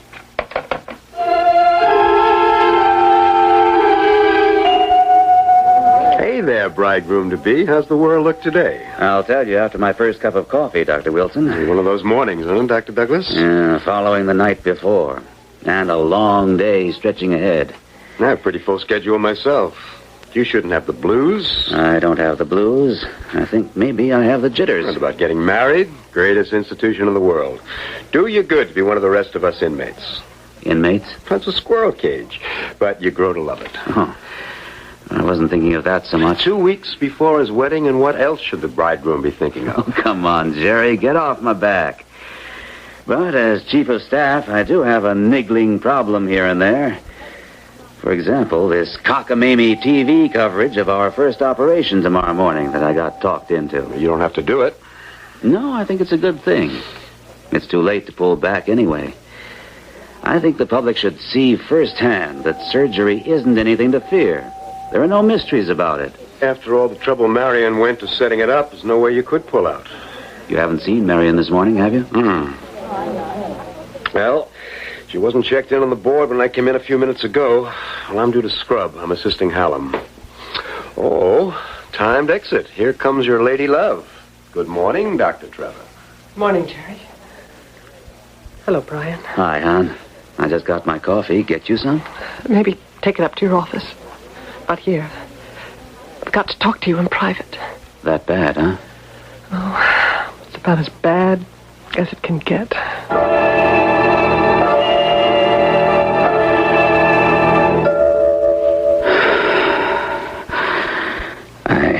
I can't believe I'm awake. You're sure? The only trouble about last night is that everything I've ever dreamt before, I'd have rather taken than this. Waking up to reality was a real nightmare. It's true. Craig is alive. He's here. So that means a marriage has been somewhat disarranged. Oh, come on, honey. Just delayed. Till we can arrange the divorce. Lord knows if he doesn't want one, you have every reason. We can't make it all that easy, Brian. There's Stevie to think about. He is his father. And Gran, she's his mother. And most of all, perhaps, the fact he's not well. Well, at least we're doctors. Maybe we can take care of that. You say it sounds like Lariche syndrome. Mm-hmm. Can you get him into the hospital for some tests and observation? Oh, I don't know. Well, why not? What is it, dear? He's... You know, I've never wanted to talk to you much about Craig. Emotionally, he's never been too stable. He's weak, he's selfish, in a way vicious. Most of all, he's a coward. He never could face anything in life squarely. He's terrified of doctors, hospitals, and most of all, he what? He's afraid of you. Oh. Well, I don't have to be involved in it. We can get Jerry to take care of it. I don't know if I can coax him to come near a hospital. No, for Pete's sake, if the man is sick enough to have trouble walking, can't he see? I told him not to put any calls through unless it was an emergency, so I guess... Well, I'd answer it, then. Yeah. Dr. Douglas? Yes? Of course, nurse. Tell the operator to put Mr. Trevor right through to my office. It's for you, Marion. Your husband. What? Oh, thanks. Hello. Yes, Craig, this is Marion. What? What is it? Where? Well, look, lie down and I'll get you a... Craig? Craig! What's the matter? He was in pain, abdominal pain. And what happened? I don't know. Sounded as though he might have passed out. Anyway, this solves one problem. How to get him into the hospital. Hello. This is Dr. Marion Trevor. Green light emergency. I need an ambulance right away.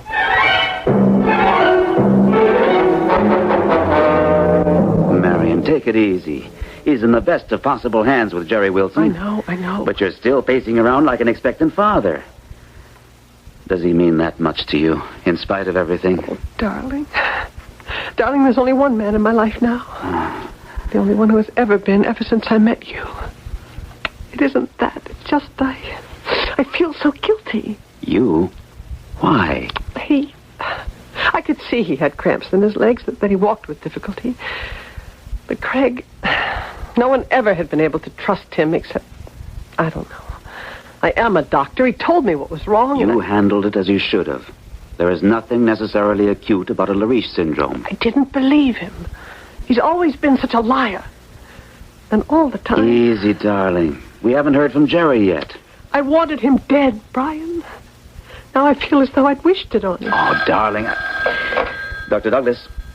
Jerry, how's it look? Yeah? Well, why don't you come up and lay it on us in person?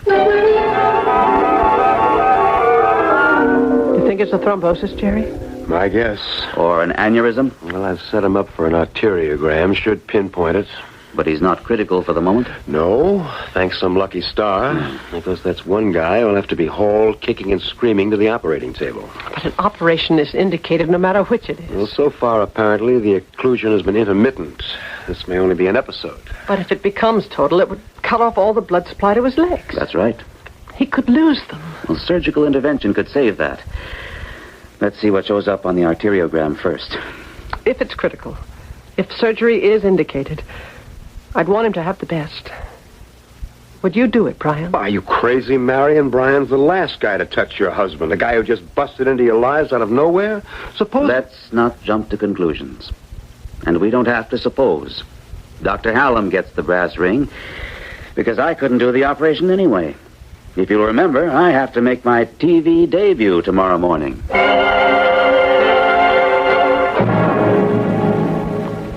Hello, Craig. Where the hell have you been all day? Making my rounds. I'm not on surgical side. This was the first chance I had to get here. Hoping I'd be dead before you arrived? Oh, there's no question of that. You should have an operation, Craig. Oh, sure. And it should be done by the big surgeon himself. You have a loving boyfriend, Dr. Brian Douglas, huh? I wish Brian could do it. He's the best surgeon I know. He feels under the circumstances... All right, baby. Well, he's the last guy I'd trust with a knife in his hands anywhere near me. We're lucky to have Dr. Hallam. He's just as good as Dr. Douglas. It isn't going to make any difference. I'm not having any operation. Now, get me out of this tube thing. Get my clothes. I want out of here. Craig, you can't leave. You wouldn't be able to walk, or you shouldn't. Why do I have to have this gadget? What's it doing? Leaking slow poison into my veins? It's feeding heparin, a blood thinner into your system to try to guard against an occlusion that would make an operation mandatory. Oh, look, do we need all the big words? At At the end of the big artery that comes down from the heart, there's a fork to 2 big arteries that feed blood into your legs. You have very early hardening of the arteries, and because of the pressure, you have an aneurysm there. What's an aneurysm? It's a distension of the artery, a sort of balloon filled with blood that might burst. Does it always? No. Sometimes, if you're lucky, the aneurysm can be reabsorbed. Do me at least one favor. What? Just sign this authorization to operate in case it does become acute. Oh, no. I'm not signing any papers. Wouldn't it be a convenient way to get me out of the way, huh? Well, that isn't what I'm trying to do. Oh, well, you won't get the chance, Mary. Okay, as long as I'm stuck in this morgue. Get out of here. Let me get some sleep. And by the way, when do my son and my mother get home? They should be at the house by now. Why? Do they know about the prodigal's return yet? No. It's something I still have to face. Oh, yeah. I just bet you can hardly wait to tell them, huh? Please, Craig. Let me do it in my own time. Let me prepare them a little first. Oh, sure. I'll leave everything up to you.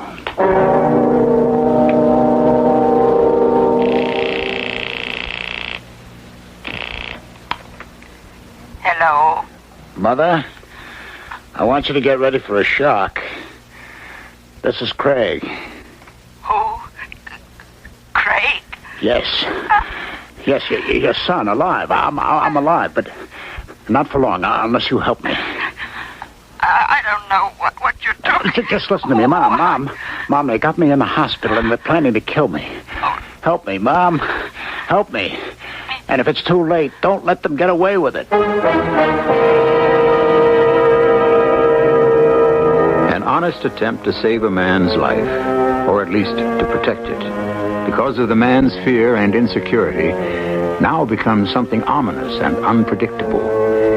If his condition should suddenly become acute, who would sign the authorization for surgery? And if it should be unsuccessful, who would shoulder the blame? We'll find out when we return with Act 3.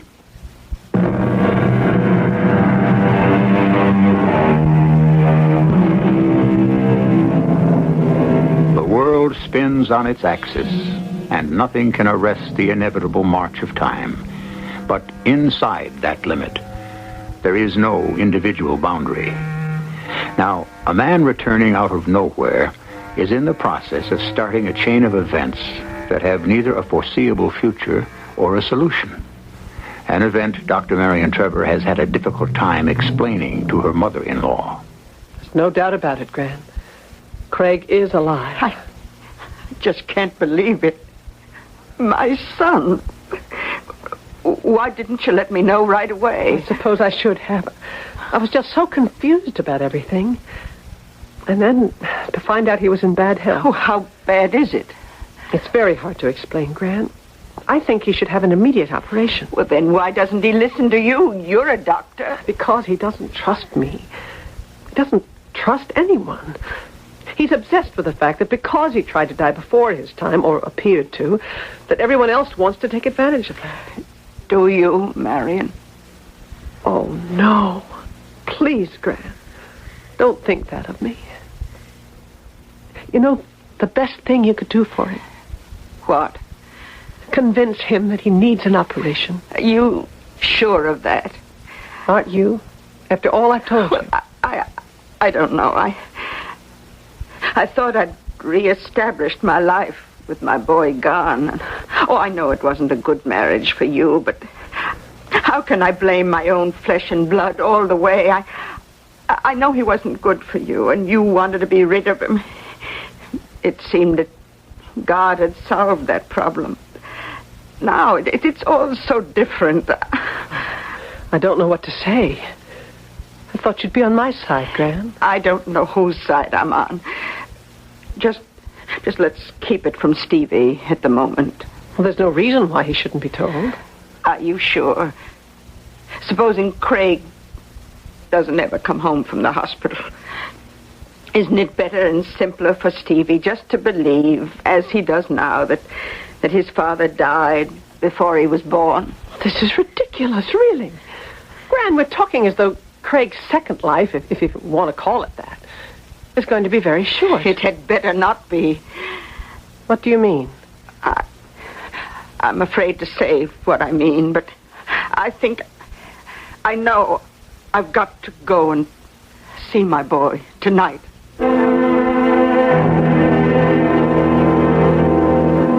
You see what it is, Mom. She wants me dead. Oh, that isn't so. Well, now, don't kid yourself. She doesn't even want my son to know I'm alive. Now, be reasonable, Craig, son. This is something that's going to have to be broken to Stevie very carefully. He's a little boy. It's going to be hard for him to understand. Okay. Let's forget the kid for the moment. First off is me. Now, look, I want you to promise me something, Mom. What? If anything happens to me, don't you let them get away with it. Doctors or no doctors. You'll know that they knocked me off just to get me out of the way.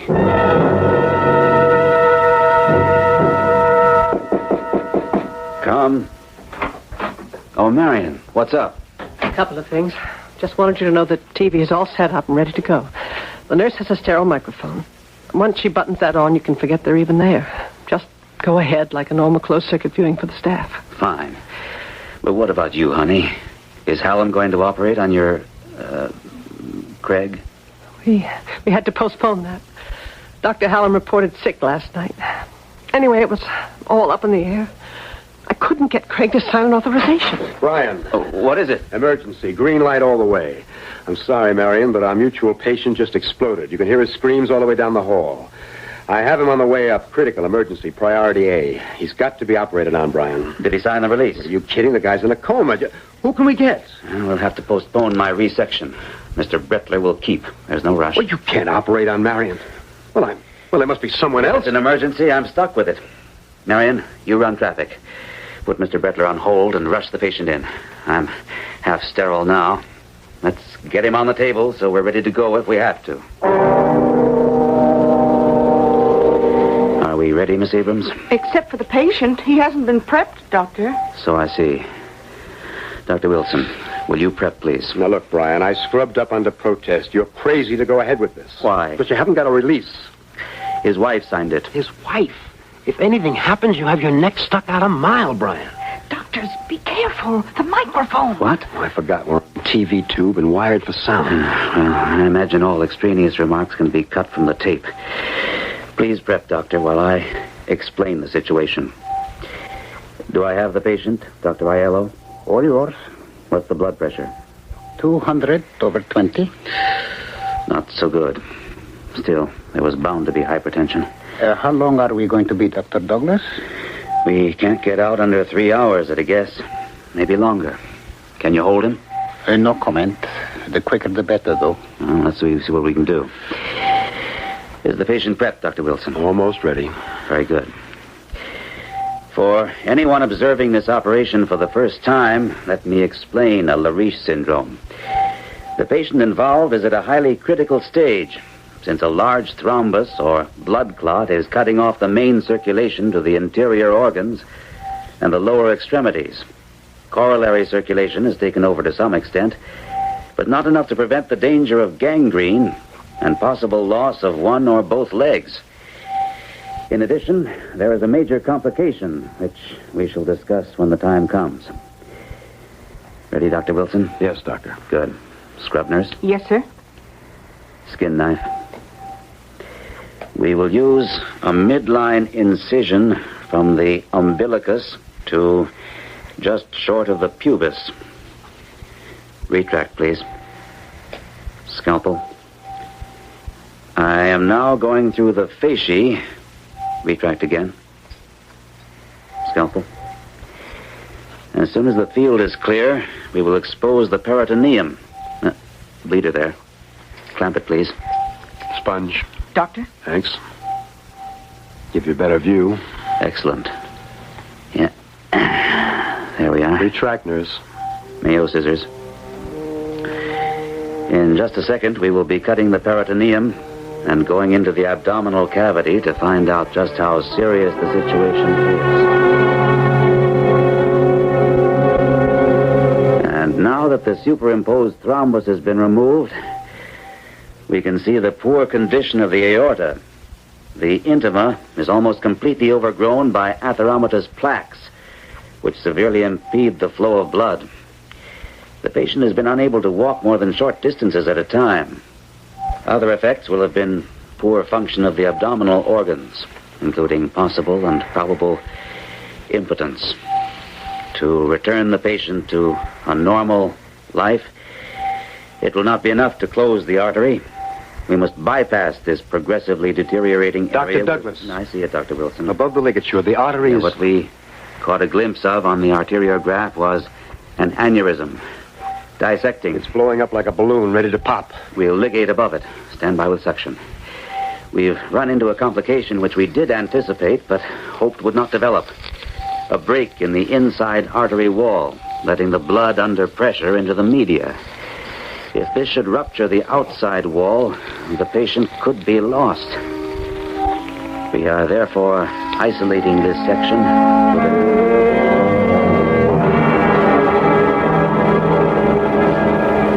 I need your answer first, Dr. Aiello. It's up to you, Dr. Howard. Do you want to take the risk? I'll try to hold him stable.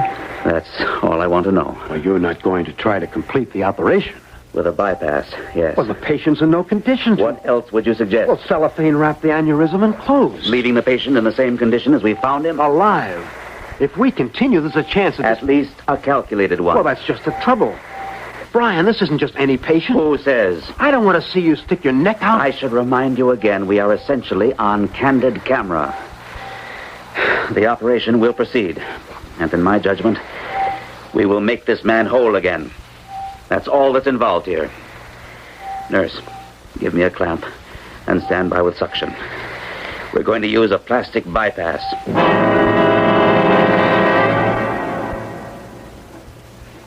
Well, we did it, Marion. 3 days, and although he's not completely out of the woods, he's a new man. You did a lot more than that. You mean I ended us?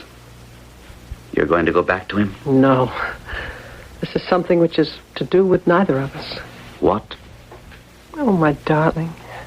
Where do you live except in the world of medicine? In you, too? All right. Narrow world. Want to know what's happening the rest of it? Well, come on. I'm not that immured. The last few days, maybe, but... The last few days are enough. Remember that Craig's operation by accident was on television. Yes, but it was edited. For TV. Not for one young, ambitious reporter who was hanging around because he happens to be dating one of our nurses. He has dreams of grandeur and got like 100 words accepted on UAP. The story had enough human drama to get picked up all along the line.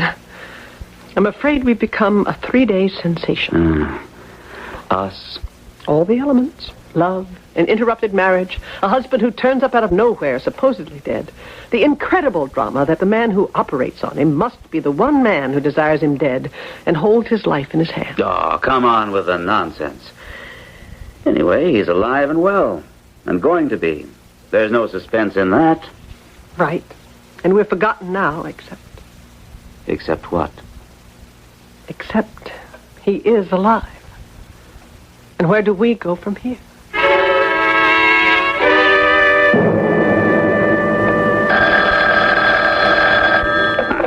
Yes? Hello, buddy. Long time no hear from. Who is this? A friend who went to your funeral. Was really ginched that he got made a fool of.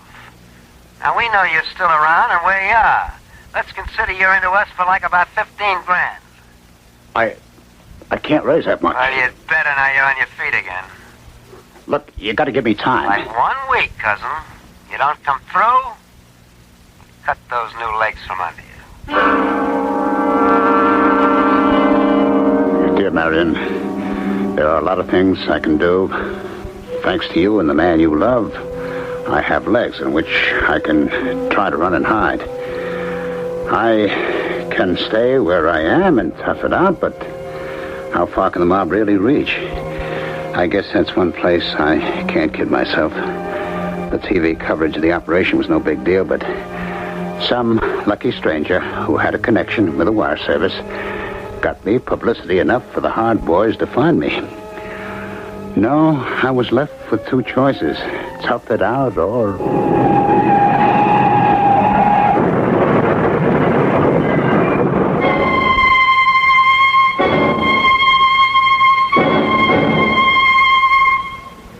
have we got, Jerry? Accident, Valley Road. Some guy wide open took off and tried to fly. Alive? No, Brian. DOA. Dead, for that matter, when they found him. You sure? Burns? No. This time he was more or less in one piece. What does that mean? A guy who's been down this alley before. Only this time he isn't coming back. A guy who should have been dead 5 years ago. And finally made it this time. A guy named Craig Trevor.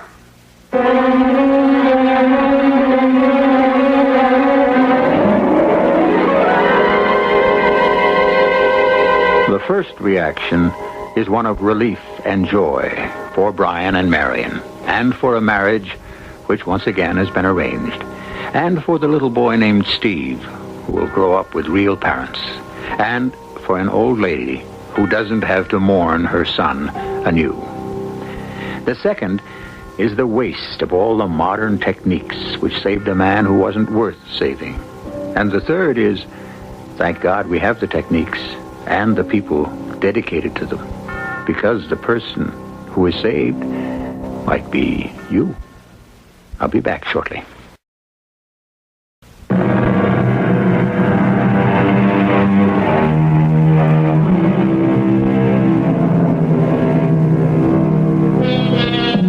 A while ago, when I first started this story, I seem to remember I was quoting the Bible. If men strive and hurt a woman with child, and if mischief follow, then shalt thou give life for life. I think I've lived up to my promise. That's what this story was all about. Our cast included Ann Williams, Gordon Gould, Ralph Bell, Bryna Rayburn, and Bob Reddick. The entire production was under the direction of Hyman Brown. This is E.G. Marshall inviting you to return to our Mystery Theater for another adventure in the macabre. Until next time, pleasant dreams.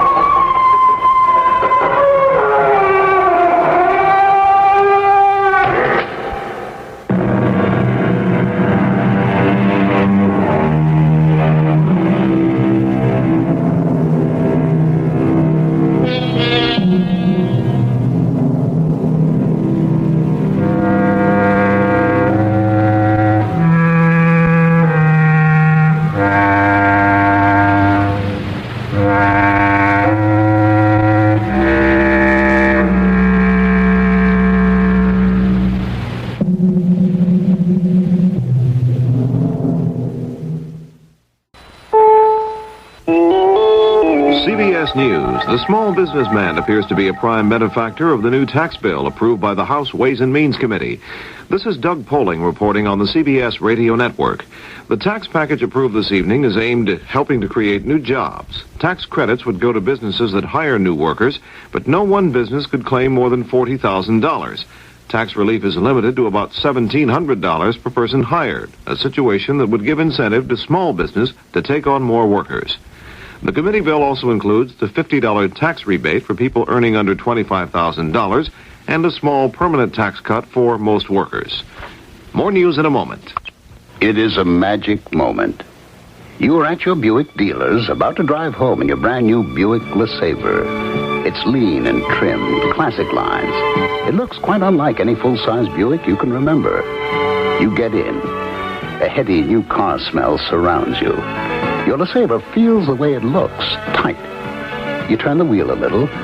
No wasted motion in this car. Big brushed metallic gauges look back at you. That V6 engine is doing great. You rub your hand on the seat. 6 people could be really comfortable in here. You swing into your driveway. Your wife, the kids, the dog, everyone with the parakeet descends in the car and gets in. Off you go to nowhere in particular. Life and your new LeSabre are great. Maybe the dog shouldn't sit on the seats. Dedicated to the free spirit, just about everyone.